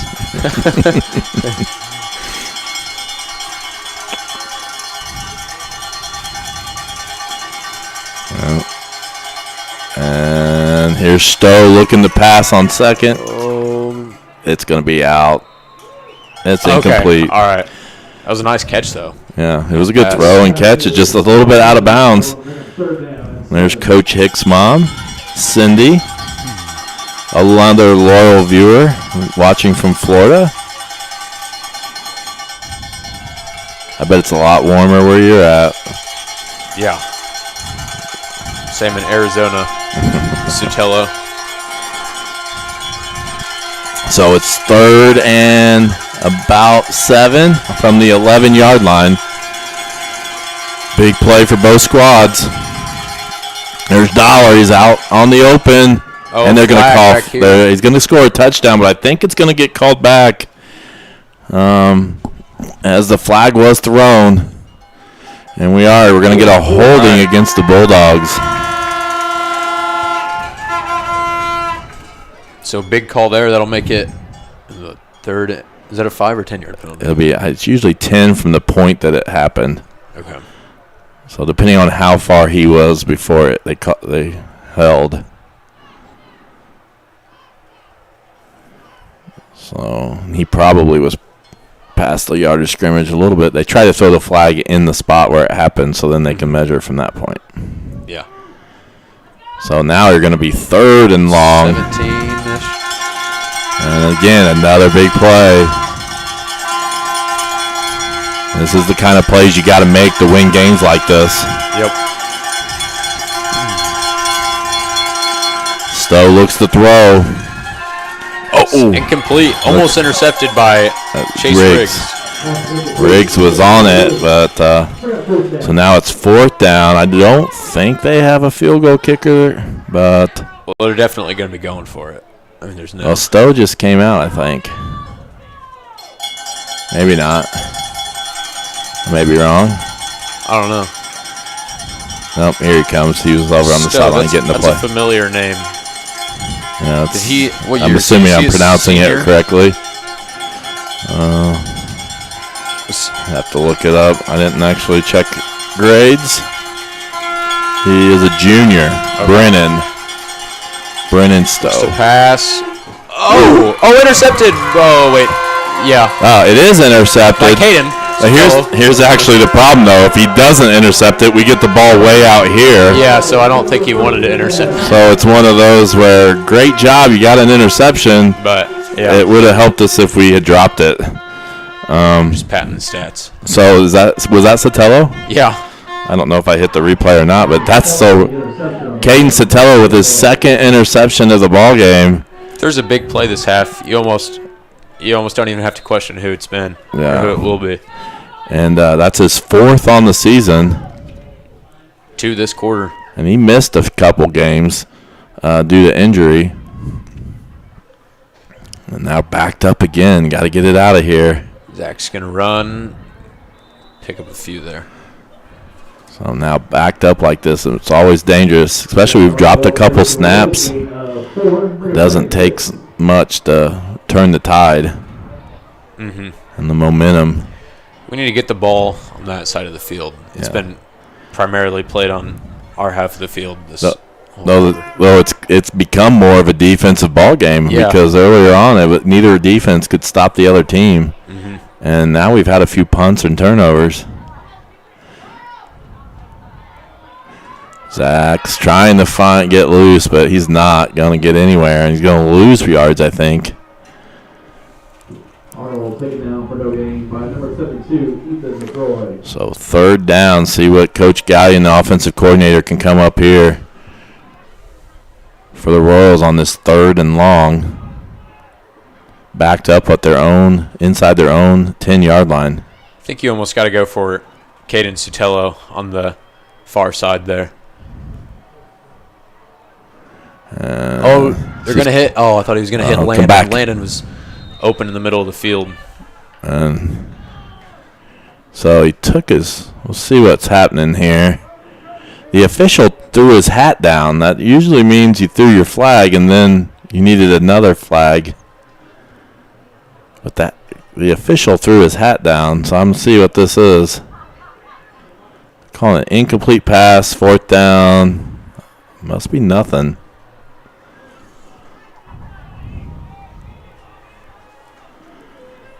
And now he didn't throw a flag in the first place. He just threw his hat. Yeah, he threw his hat down at the point, so it made me wonder what was the call. But now he was mad at something. He just took his hat off and threw it down. So now we're punting out of our own end zone. Landon O'Neill gets it out of there. It's a solid punt. It's going to take a good bounce. He's going to get it, and Caden Sotelo. And Caden's down. Don't hurt it. Oh, gosh, and he's going to score. He's going to score on it, and insult to injury, Caden Sotelo has injured his shoulder again. And you feel for him. He's been battling that shoulder all season. Yeah. The one thing is they've gotten pretty good at popping it back in. Yeah, the way his right arm is, that is, Yeah, he's had that issue. He's had that all season. He seems to know what to do. Yeah, they've done this all season. So you can't really see that from the student section. Yeah, he's and in fact the New Albany game, I think it was. I think they popped it in a couple times. He's tough though. He's tough. That's got to be painful. That brings the score 25-21. Lapel leads it. Minute 41. They are going to go for 2 to third quarter.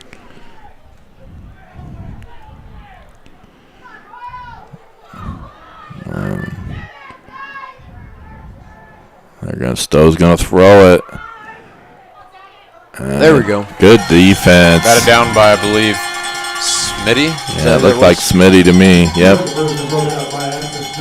So Ashton with a great play on the 2-point conversion, and that's really been one of the big differences in this game. Is have not. What have they left off the table there? 3. That's 3 points. They're gonna have to score a whole nother touchdown than us. So, Royals now down by 4, and it's been a defensive quarter. Second half. First half was all offense. Do you want to mention here we got to subscribe to our YouTube channel, EH Athletics. That's where most of you are watching. We're over 700 subscribers. I think we're over 720 now. We're also on streaming on Facebook at EH Sports Network, so follow us and like us there. And then we're also on Twitter, whereas usually our smallest viewers or number of viewers is at Twitter, but you can follow us at EH Sports Network there as well. We got a comment from Chris Campbell. He said, pretty sure throwing the hat means that the receiver went out of bounds. Yeah, So, and I think that's what happened. Yeah. That's I what guess it looked like. if they go out of bounds, they can't come back in to catch it. Right. On that play. Right, and that kind of just lets them know. That's kind of signifying it. Yeah. I do want to mention we are streaming the volleyball sectional tomorrow morning at 11 a.m. against Union County. That will be on YouTube only. When we do sectional games, we're only allowed to stream to one location, and YouTube is our largest viewership. So you can find us on YouTube tomorrow morning with the girls sectional against Union County. Gotta get that. Dangerous play there. Yeah. As kind of like Peyton Spear went to play that, and it kind of kicked it, and then luckily scrambled to get it. Nice pat on the helmet from his older brother, Tyler Spear. He came out of bounds. And you know what we really need here is we need to get some first downs here. We need to get a few new sticks. We've kind of gotten stuck here back in our own end zone, and we need to get some offense going here in the second half. Mm-hmm. Yeah, for the most part, we had stopped them when they had it, but Jacob Johnson off the left side gets about 1. 1 yard gain by 34, Jacob Johnson. So again, share it. We're up to 193. Usually as these games go down to the wire and get closer, more and more people start to show up. I think our most was our New Albany game, around 230 or so. I'd have to look it up. Devices were watching at once, and we're at 193. That was one of the most exciting football games we've ever seen. Yeah. Houston throwing deep to Cole Rainbow. Oh, it's popped up. He's dang. We're going to replay that one. We're going to save that replay just to see how close it was. But that would have been an amazing catch. Yeah, if he could have come down with that, he's still going. We haven't taken a lot of shots downfield. Caden down there seems to be in quite a bit of pain. They're doing the best they can to pop his shoulder back. Yeah, I feel for him because he's not just dealt with that this year. It's been a few years. You can kind of see it. It looks. But looks like Swan's gonna throw. He's gonna scramble. Oh, don't go that. All right. And he's gonna go down. Tackled. So tried to get away, and they get the sack, and Rose just can't get anything going offensively right now. No, it's going to be 4th and 9 now. It's been a different ball game. Now you've lost Sotelo out, so we've got and we lost JP. Is JP not playing? Yeah, I have not. I was just about to say that. I have not seen. So now we have Arnold has now had to move the receiver, and Ashton Smith is out there, the receiver as well. And that's going to go out of bounds. The quick kick. And who else? No, they're very capable receivers. We're not losing anything, but Zach was having such a great game at running back. Now you're losing him. Yeah. Hunter in the backfield isn't out there anymore for defense. I don't see JP. Yeah, I haven't. I don't see him either. Not on the sideline or anywhere. So hopefully JP's all right. But the Royals got to move on. So other people are going to have to step up here. I see Kane Sotelo out there right now at linebacker, it looks like. And there's Dollar. He's off the right side, and he's going to – man, he's going to pick up the first down. Oh, there's a flag back here. It looks like the Bulldogs are coming back. A lot of holding calls against the Bulldogs this evening. And it makes you wonder because, I mean, Dollar sometimes, he's 5 yards before he's even touched. Mm-hmm. So you got to wonder if the holding calls are really helping him get down the field. And luckily, the officials are finding those calls.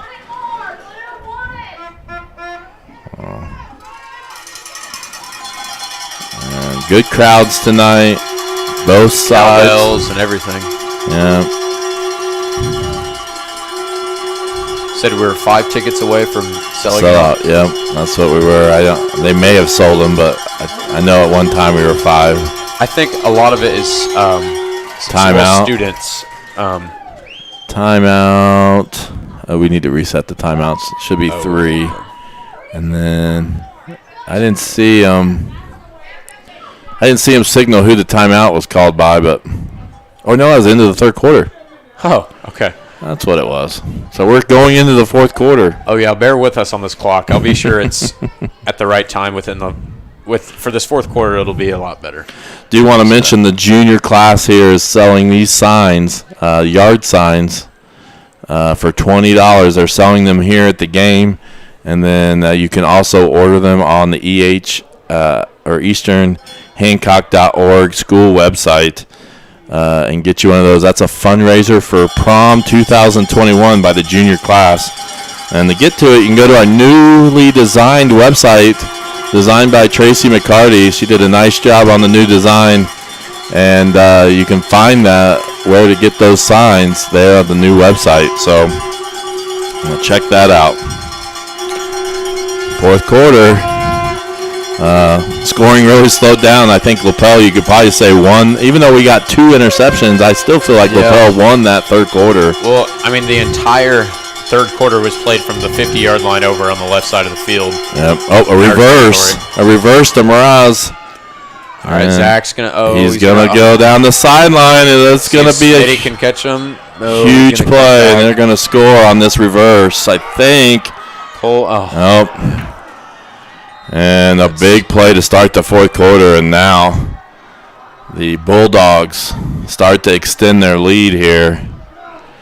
And part of it could be a little bit. Our defense has been on the field a lot this third quarter. Yeah. So they could be getting a little tired.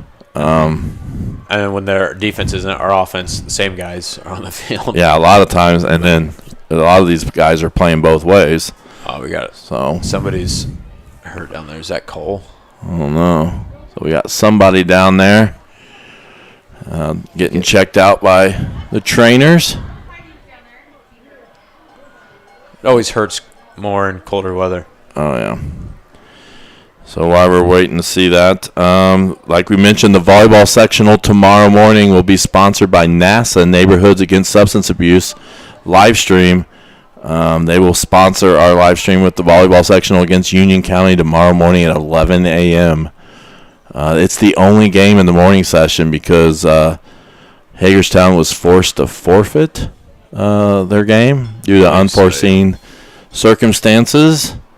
And Centerville then is going to automatically advance to the championship tomorrow night. So the Royals will be taking on Union County, and that'll be to try to advance to the championship against Centerville. That is at Eastern Hancock, so we host that tomorrow. Mm-hmm. Hosting that, and we host sectionals next week versus Shenandoah for football. Yep, and we'll show that there. So this is the football sectional. That'll be starting next Friday night. It's nice to be on the opposite side of Heritage. Yeah, Heritage Christian, though. They have probably Northeastern and Winchester are ones with the don't have winning records, I don't believe, or Northeastern. So they have what you might think is an easier route to the championship, but that is the sectional next week. Gonna run it up the middle for the 2-point conversion, and it's good. And right now you can just feel the momentum right now of everything just strongly in Lapel's way. They had the huge punt return. They had the huge little reverse play right there. We've got a few people injured. Sotelo just injured. Cole Rainbolt just injured. JP Fox out. So we've had some injuries just killing us here. Can't remember. Did JP go out beginning of the third quarter? Or was that? I think it was second. I think it was the end of the second, but let's see. I haven't seen him since, even on the sidelines. Yeah, so hopefully he's okay. Here are some replays I haven't gotten to, so we'll try to play these while we're. Unfortunately, there's not a whole lot of Royals highlights in these.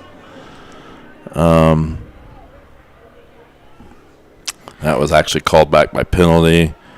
Yeah, big turning point was that punt that we had, and then Caden hurting his shoulder, and that Lapel player running it all the way back, and then just from there we haven't really done much. Yep.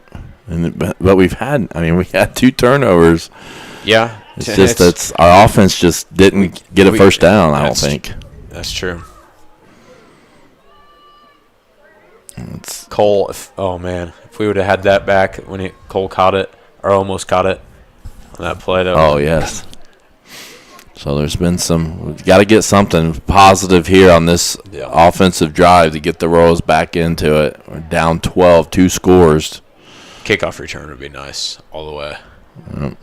Who's back now? It's usually Zach and Cole. Now Zach and Smitty. I don't see Cole. Yep. So that was Zach, Cole. Cole's on the outside. Yep, over here. Oh. So got Smitty and Arnold back to receive deep. A low kick right to, is that Peyton Spear again? Yep. This time he held on to it. He thought he didn't go down. Yeah. You might as well try it. I don't know if he did or not. Until you hear the whistle. Yep. Houston Swan and the Royals offense look to take the field. Hopefully we can see something a little different than the third quarter. Kane Sotelo checking in. Nope. It went back out. See if I'll start looking at some local scores why the Royals look to go on offense. They probably got who's out there now at receiver? Jacob Johnson playing receiver? Yeah, Jacob, Landon, Smitty, and I can't completely tell who's on the far side. So Swan's going to run it this time on a little read. Oh, that's Caden Sotelo's back in. He is? Yep. He's out there at receiver. So he's tough. I said, the New Albany game, I don't know how many times he came out and went right back in. Mm-hmm. A few scores here. Monroe Central leaves Shenandoah 21-7 at the end of the third quarter. That is for the MEC Conference Championship, the winner of that game. Was that face mask or something? And I don't know. They're not calling anything, but Zach had nowhere to go.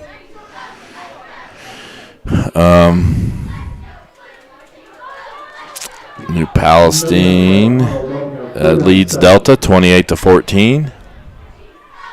Greenfield Central leads Newcastle 30-14. All right. Wow.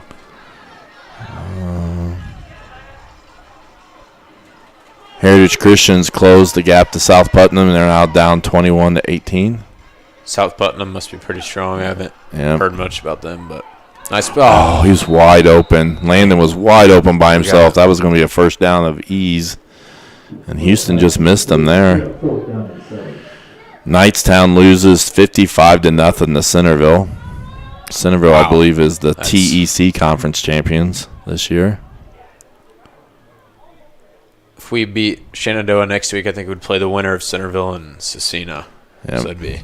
Yeah, Centerville's really, really good, and Cecina's always usually pretty good. This brings up 4th and 7. We're going for it. We kind of have to pass it. He overthrows. He overthrows Landon. He was open. And the Royals turn over on downs. Oh, maybe. Yep. Royals turn it over. So a complete shift of momentum this half. Yeah, everything's gone the other exception with the 2 interceptions we've got in the second half. Everything's been Bulldogs. Really, JP going out at the end of the second quarter because he's a huge threat versus them, and I'm sure they double team at times. So that was real big for our offense. Right. We do have some receivers that step up, but It might take a defensive play here. It might take a defensive turnover, defensive something to get us fired up here offensively. Yeah. You got to think we're going to see a lot of dollar right there. And there he's loose, and he's just... I don't know how he's breaking. I mean, they've got to put, like, Vaseline on his jersey or something. I mean, he's breaking those tackles. Right. Just sliding through there. Yeah, because he doesn't seem that big, and he just keeps moving his legs, and he's hard to bring down right now. It's real elusive. So the Bulldogs really taking control, and really this could be a touchdown here makes it really difficult. Yeah. It'll be a 2nd and goal. Looks like he was stopped around the 5, around the 4-yard line.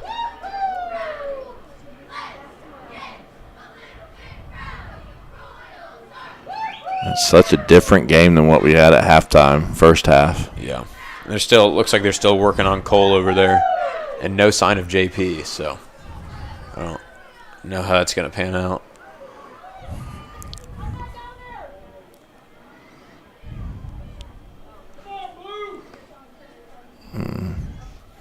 Getting close. That's a delay of game. Finally, there they go. Through the flag. Delay of game.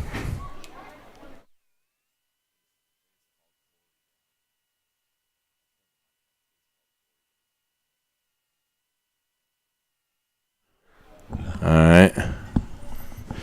That's going to be second or penalty on the Bulldogs.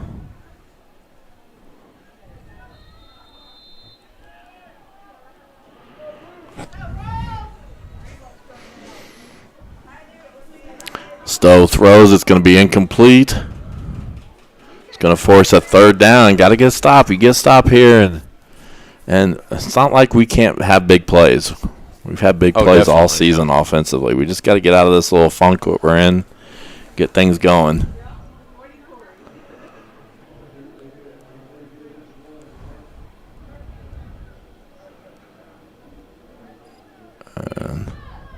The difference is so much of our offense revolves around Cole and JP. Yeah. So them both being out. That was really the timing of it, too, when JP went out right at the half, and then timeout. Completely different ball game. Timeout Lapel. So what else can we talk? Cross country we've talked about. I think we've hit about everything. Let's talk about our family. Just remind our family sponsors. I meant to look at halftime to get those sponsors that have also stepped up that aren't on there. See if I can catch them. Trying to see which ones stick out that I hadn't seen in a while. Is Sipes family on there? I think. Whitgren family. Let's see, I think is new. Eastern Hancock Varsity Cheerleaders will be tomorrow at Greenfield Central High School. I think that's it. So thank you to those people. If you're interested in becoming a corporate sponsor, in the bottom left-hand corner, contact the athletic department, and your company can be on our corner of our live streams. And except for the exception is usually sectional contests, because we've been looking for sponsors for those games, so they get those whenever they step up for sectional game sponsorships. Like I mentioned, NASA's stepping up tomorrow for our first volleyball game, and so thank you to them. 3rd and 10. Shotgun formation, looks to pass. He's going. Oh, intercepted by Jacob Johnson. There we go. He's going to run. All right, run, Jacob. Keep running. He's going to run and keep. All right. Almost. Huge play. Yep, and that's what we needed. We talked about defenses might have to provide some offense for us right now. Yeah. So, all right, we'll see here. Huge shift in momentum. You got the crowd all standing, ringing their cowbells. Here's some good news that they're putting the shoulder pads back on Cole Rainbolt. Okay, that is good news. If it's something super serious, they wouldn't be doing that, I wouldn't think. So that's a good sign. And Royals take over. Huge play by Jacob Johnson. And that's 3 interceptions, and that's 4 turnovers. Do we have... well, our turnovers have been turnovers on down. Yeah. So we have had some of those. I probably haven't been counting. Oh, good counter there. Jacob fights for... Okay. Yeah, that could have been a late hit, I would have thought. Yeah. Surprised they didn't throw the flag there. But Jacob battling, senior, homecoming. He's giving it his all right now. He hasn't really stepped up in the running back position for a while, has he? He has played really a lot of running back over the last few weeks. In fact, he had 170 yards at West Central. Wow. Had a lot of yards against. I haven't seen. Yeah, the last few games he is really taking the load at running back. Actually. Okay. Oh, that was. I don't know how that got there. Nice. Sotelo. All right. There's Sotelo. Caden making more plays. Oh, not again. Shoulder. That poor. He got his shoulder slammed on the ground, but he seems to be okay. He's holding his arm. He is holding his arm, unfortunately. He's toughing it out over there. But he's... Oh, that's got to be tough. So... Not too many kids would do that. Yeah. They just walk over to the sidelines. Such a tough kid. So, first down. So looking for Landon O'Neill, makes the catch, and we're going to get forward progress there. We're going to get a good gain. And that was actually Smitty over there. Oh, that was Smitty. All right. So Smitty with a catch, and the Royals pick up about 6. And you got to think our offense got to start moving a little quicker. We're a 2-score game and showing a little bit of life here. Mm-hmm. See if we can get something to score quickly here. See what we can do. Is that Zach? Zach Arnold, all right. Cut on through. Okay. And he's going to pick up, but not quite a first down. It's going to be just short, I believe.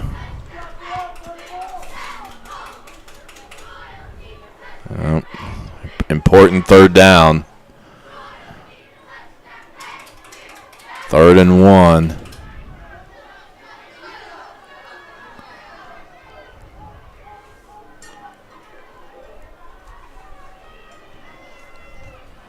Here we go. Jacob Johnson up the middle. And he just gets nothing. We just haven't had anything there. No. I think we needed to hold a few more blocks there because they just busted through that line. Yeah, our line has struggled there in these short, 3rd and short, 4th and short situations.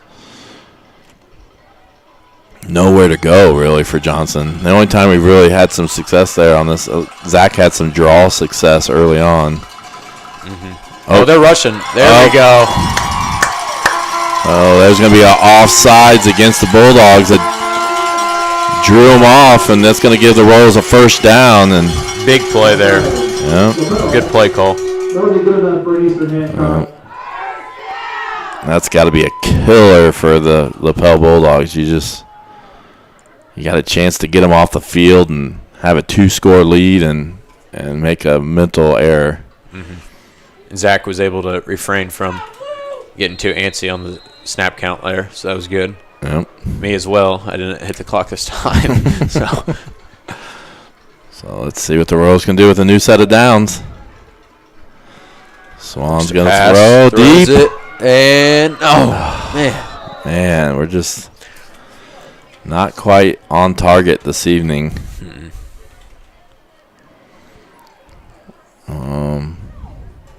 It's Cole. Where'd Cole go? I don't see him on the sidelines. Yeah, he is standing down here. He's right behind Coach Gallion. Okay. So he looks like he's good to go. Yeah, he's in uniform. He's right behind. We'll see.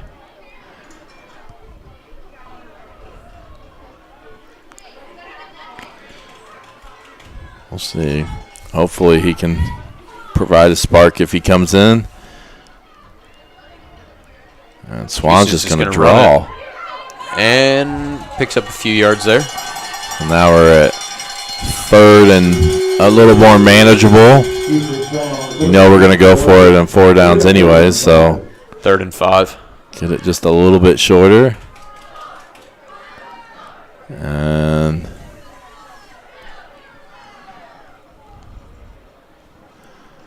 let's see. Houston in shotgun formation. 3 receivers wide on the right. 1 Landon O'Neal on the left. Looks to throw it to Ashton Smitty. Oh, did that just... Okay, good. It didn't get picked at least. Yeah, it looked like it could have been intercepted. Luckily falls to the ground, and now it's a huge 4th down. Yeah. And this is where you often would see Houston lean on Cole or lean on JP. Yeah, just kind of throw it up. I almost feel like you got to go to Caden Sotelo. Yeah. I mean, he's still making plays even through all the pain of his shoulder. So let's throw it to him and see if he can make something happen. And big play here for the Royals. Try to stay alive in this ball game. Single out that corner. Maybe just pressure. This isn't good. He's going to fumble it, and they're going to turn it over. And the Bulldogs take over on the fumble. They were going to get it anyways, but gave up pressure there on the side, and Houston had to try to get away. And yeah, our line, we don't have Hunter Knudsen, so that's a loss on our offensive line, and I believe he plays on the defensive line as well. Yeah. So and it's been a struggle. Bulldogs have kind of dominated the line, I think, this second half. Yeah. And now 6 minutes or so left. And it's been all Bulldogs here in the second half, with the exception of 3 interceptions. Yeah, not too often can you say you have 3 interceptions and a half and still be down by. And we didn't turn it into anything, really. None of those. And they were all right before Lapel was about to score. So that was really nice for us. Yeah, they were all they were all when they were in the red zone, or almost in the red zone. Yeah. So here we go, and you got to think. Looking, I mean, you got in the long scheme of things, this game doesn't mean a whole lot. No, we just need to make sure we're healthy. Next week means everything. So you want to make sure. Yeah, I'm concerned about JP because he's not even on the sidelines. He hasn't been the whole second half. Yeah. I don't know. So we need to make sure we leave here. And oh man, that's impressive. Just pushing the pile. Jeez, it's like Hulk strength just flying through there. And so he's got. You see how he's got over 1,000 yards rushing, and now Landon limping over there. So we just, I don't know. I mean, if you do get a turnover again, you keep thinking there's still something, some hope. But yeah, a pick 6 here would be ideal. You just got to get something going here. But it's first down, and they're probably going to we're going to see a lot of Dollar and Shelton. Mm-hmm.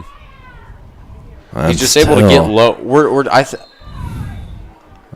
I just think we're tackling too high. He's getting lower and he's winning. That's. I mean, if you saw, he just ducked his head down and we were all tackling at his helmet and his shoulders, and you're not gonna tackle him that way. Lower man always wins in just about every sport, and it's showing right now. So Dollar, just a sophomore, been extremely impressive. Are you serious? Yeah, he's just a sophomore. Oh my gosh. So Dollar, and who's that other running back there? Shelton. Shelton is Dollar. Shelton is a junior. Their QB. So they're going to be Stowe really strong next year as well. And they're Stowe just moving the pile. Keep moving forward. Clock keeps ticking, and Royals led this game 21-19 at the half, so it's been all Bulldogs in the second half. Royals got 3 turnovers and got 0 points out of any of those turnovers. See if I have some scores. Yeah, we really got to capitalize on their mistakes, and we just haven't been able to do that this second half.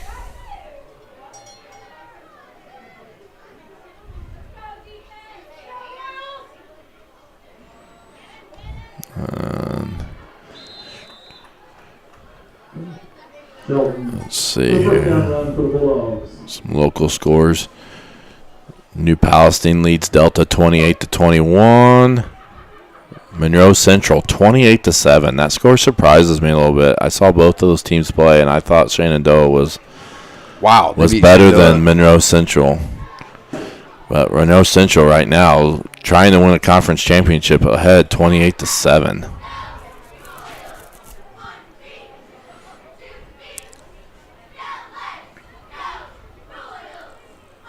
Stowe in shotgun formation. Takes a snap, hands it off to 42. Shelton. And the clock keeps ticking. 2:57 to go. And you can't say that we didn't have our opportunities here in the second half. I mean, we've had plenty. Yeah, and we stopped them. When they were, like we said, all 3 interceptions we had was right before they looked like they were about to score. And we just couldn't get anything going offensively this evening in the second half. And part of that could be due to injuries a little bit, but obviously Lapel made some good adjustments. And they're a good football team. They're 6-2. The only loss is the Heritage Christian, which we know is really good. Yeah. And Ritter is really good as well, normally at least. I haven't seen the record this year, but I think a big thing was when our offense got the ball, our field position wasn't ideal. We were always within our own 5 or 10, except when Jacob got that interception. But right, and it started even the second half kickoff. We were out of field position because we had a delay of game penalty coming out of halftime, where our team wasn't out here when it was time to start the second half. So the second half started bad right from the beginning. The tide really changed when JP went down at the end of the first half, and then that penalty, and then it was just completely changed. Yep. So there. Now you just got to figure out a way to get past this and move on. And as we got under 2 minutes here, move on, get ready for Shenandoah next week. If I were coach here, I would almost want to take out the starters and just put in. You just don't want to risk another injury with everybody in the last minute here in a game that really isn't super important. Right. If we win or not. Right. I mean, it's already over right now. It appears to be. And these 2 teams actually face off tomorrow in junior varsity game. So these two teams will see the JV plays at Lapel tomorrow, usually an afternoon game. We are going to use a timeout here with 1:05 left. So that's the last JV game of the season. So what else do we? I had that thank you sponsors up there that whole time. We do need to start thinking about a player of the game, Paxton Farm Sweet Corn player of the game. I would give it to Caden Sotelo. Yeah, I think he's made. Right, Caden. Zach was really good though. He had over 100 yards rushing early on too. So maybe defensive player of the game, Caden. Offensive. Possibly we could look at that because Zach had over 100 yards rushing, real quick early on in this game, and they couldn't stop him. And it was 14-7 when I got here, so I missed some of that. That was the Zach Arnold show early on. Yeah. And then so he was really good. And what hurt us was when we started having the injuries, he had to move from running back to receiver, which he's a good receiver, and Jacob Johnson's a good running back, but it was not what was working for us today. And it kind of affected us a little bit. And so I think Zach would be a candidate. Mm-hmm. There's a good tackle there by Sotelo. You get 2 interceptions and some big hits he had there. Not to mention just the toughness. He's had his shoulder popped out, and then I'll go back in. Yeah. So that's happened a couple times. But we got another timeout, I believe, right? Yeah, timeout, Royals, I believe. So we're still calling our timeout, still battling. We're not giving up here. Trying to think here. So just to look at some of these players we're talking about here. Zach Arnold, we talked about having a really good beginning on offense. And then you got Caden Sotelo, having a really good defensive second half there. 2 interceptions, some big hits. He had a sack early on in the game, I believe too. He had a really good game as well. So those were probably the 2 candidates we're really leaning on. Manships are asking the live stream what time is volleyball sectional tomorrow. That is 11 a.m. Yep. So we will be streaming that. Well, that's the plan at least right now. That Union County versus Eastern Hancock sectional volleyball game is going to be at 11 a.m. tomorrow morning. And if they advance, and there's a touchdown for the Bulldogs, if they advance, we'll look at that real quick. They will play Centerville in the evening match for the championship. So it's potentially a doubleheader. Do want to thank Neighborhoods Against Substance Abuse for sponsoring that sectional broadcast against Union County. And then we have a sponsor lined up for the championship as well, so if we advance.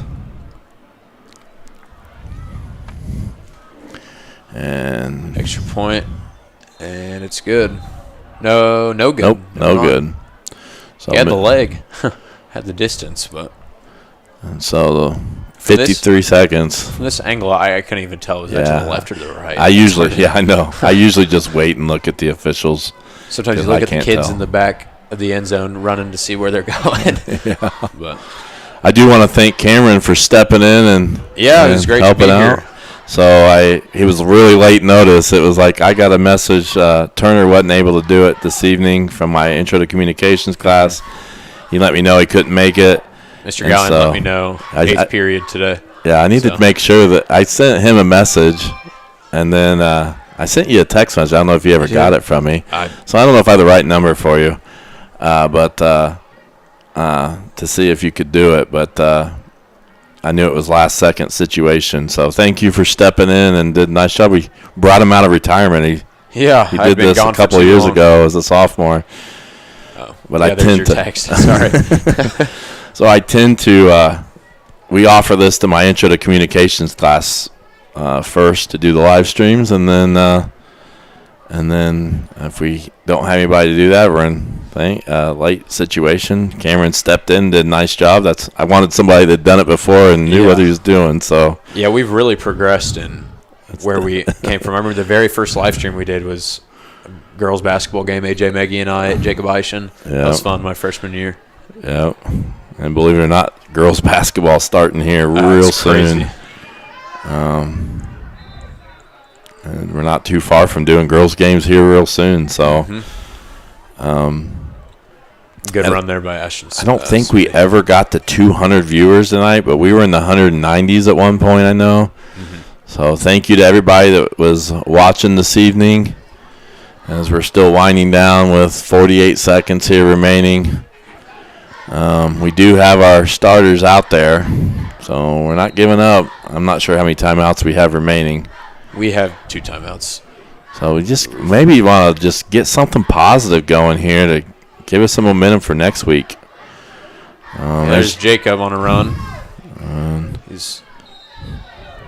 And he goes down hard, and I think Connor was trying to block for him. It almost looked like he just kind of pushed him forward a little bit, threw him down in the same way. So homecoming stuff that's left. Is there like a drive-through or something? Yeah, there's a drive-in movie that we're having in the parking lot next Friday. Or next Saturday. Next Saturday.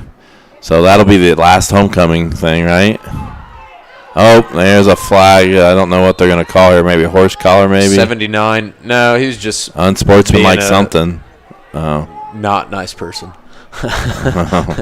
Well, I almost want to hit replay now to see that later. All right. He just kind of stepped over him. Okay, so unsportsmanlike conduct against Lapel Bulldogs.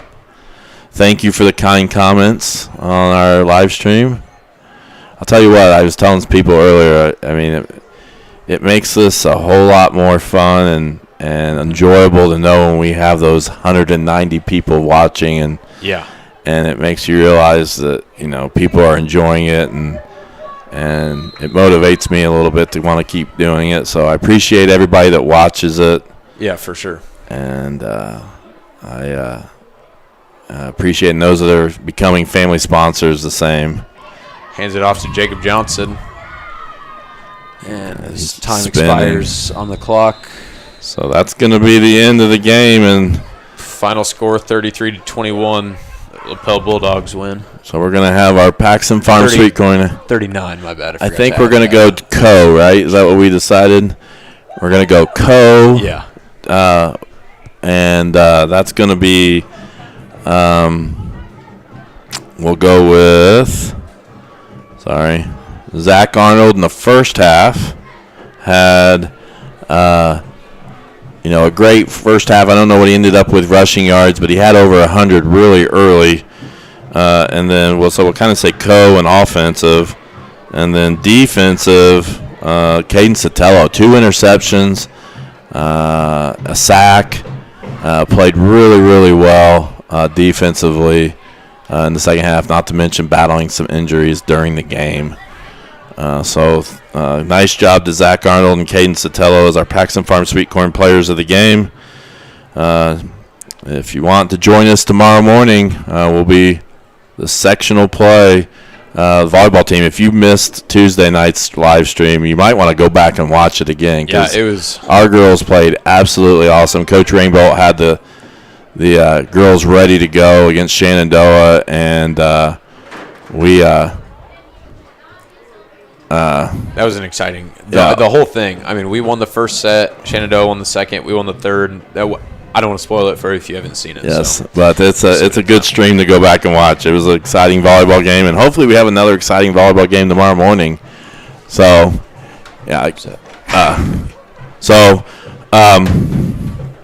We're going to be doing that tomorrow morning, and hopefully doing a championship volleyball game tomorrow evening. So good luck to our cross country team that's playing or running. I guess they're not playing. They're running tomorrow morning at Rushville. And I think we're ready to sign off. So thanks, Cameron. Back in action as well next Friday. Yep, Friday. Turner, I think, will be back, and we'll be able to bring you our sectional broadcast. That's going to be brought to you by Barn Talk Livestock. So thank you to them for sponsoring our football broadcast next Friday night against Shenandoah.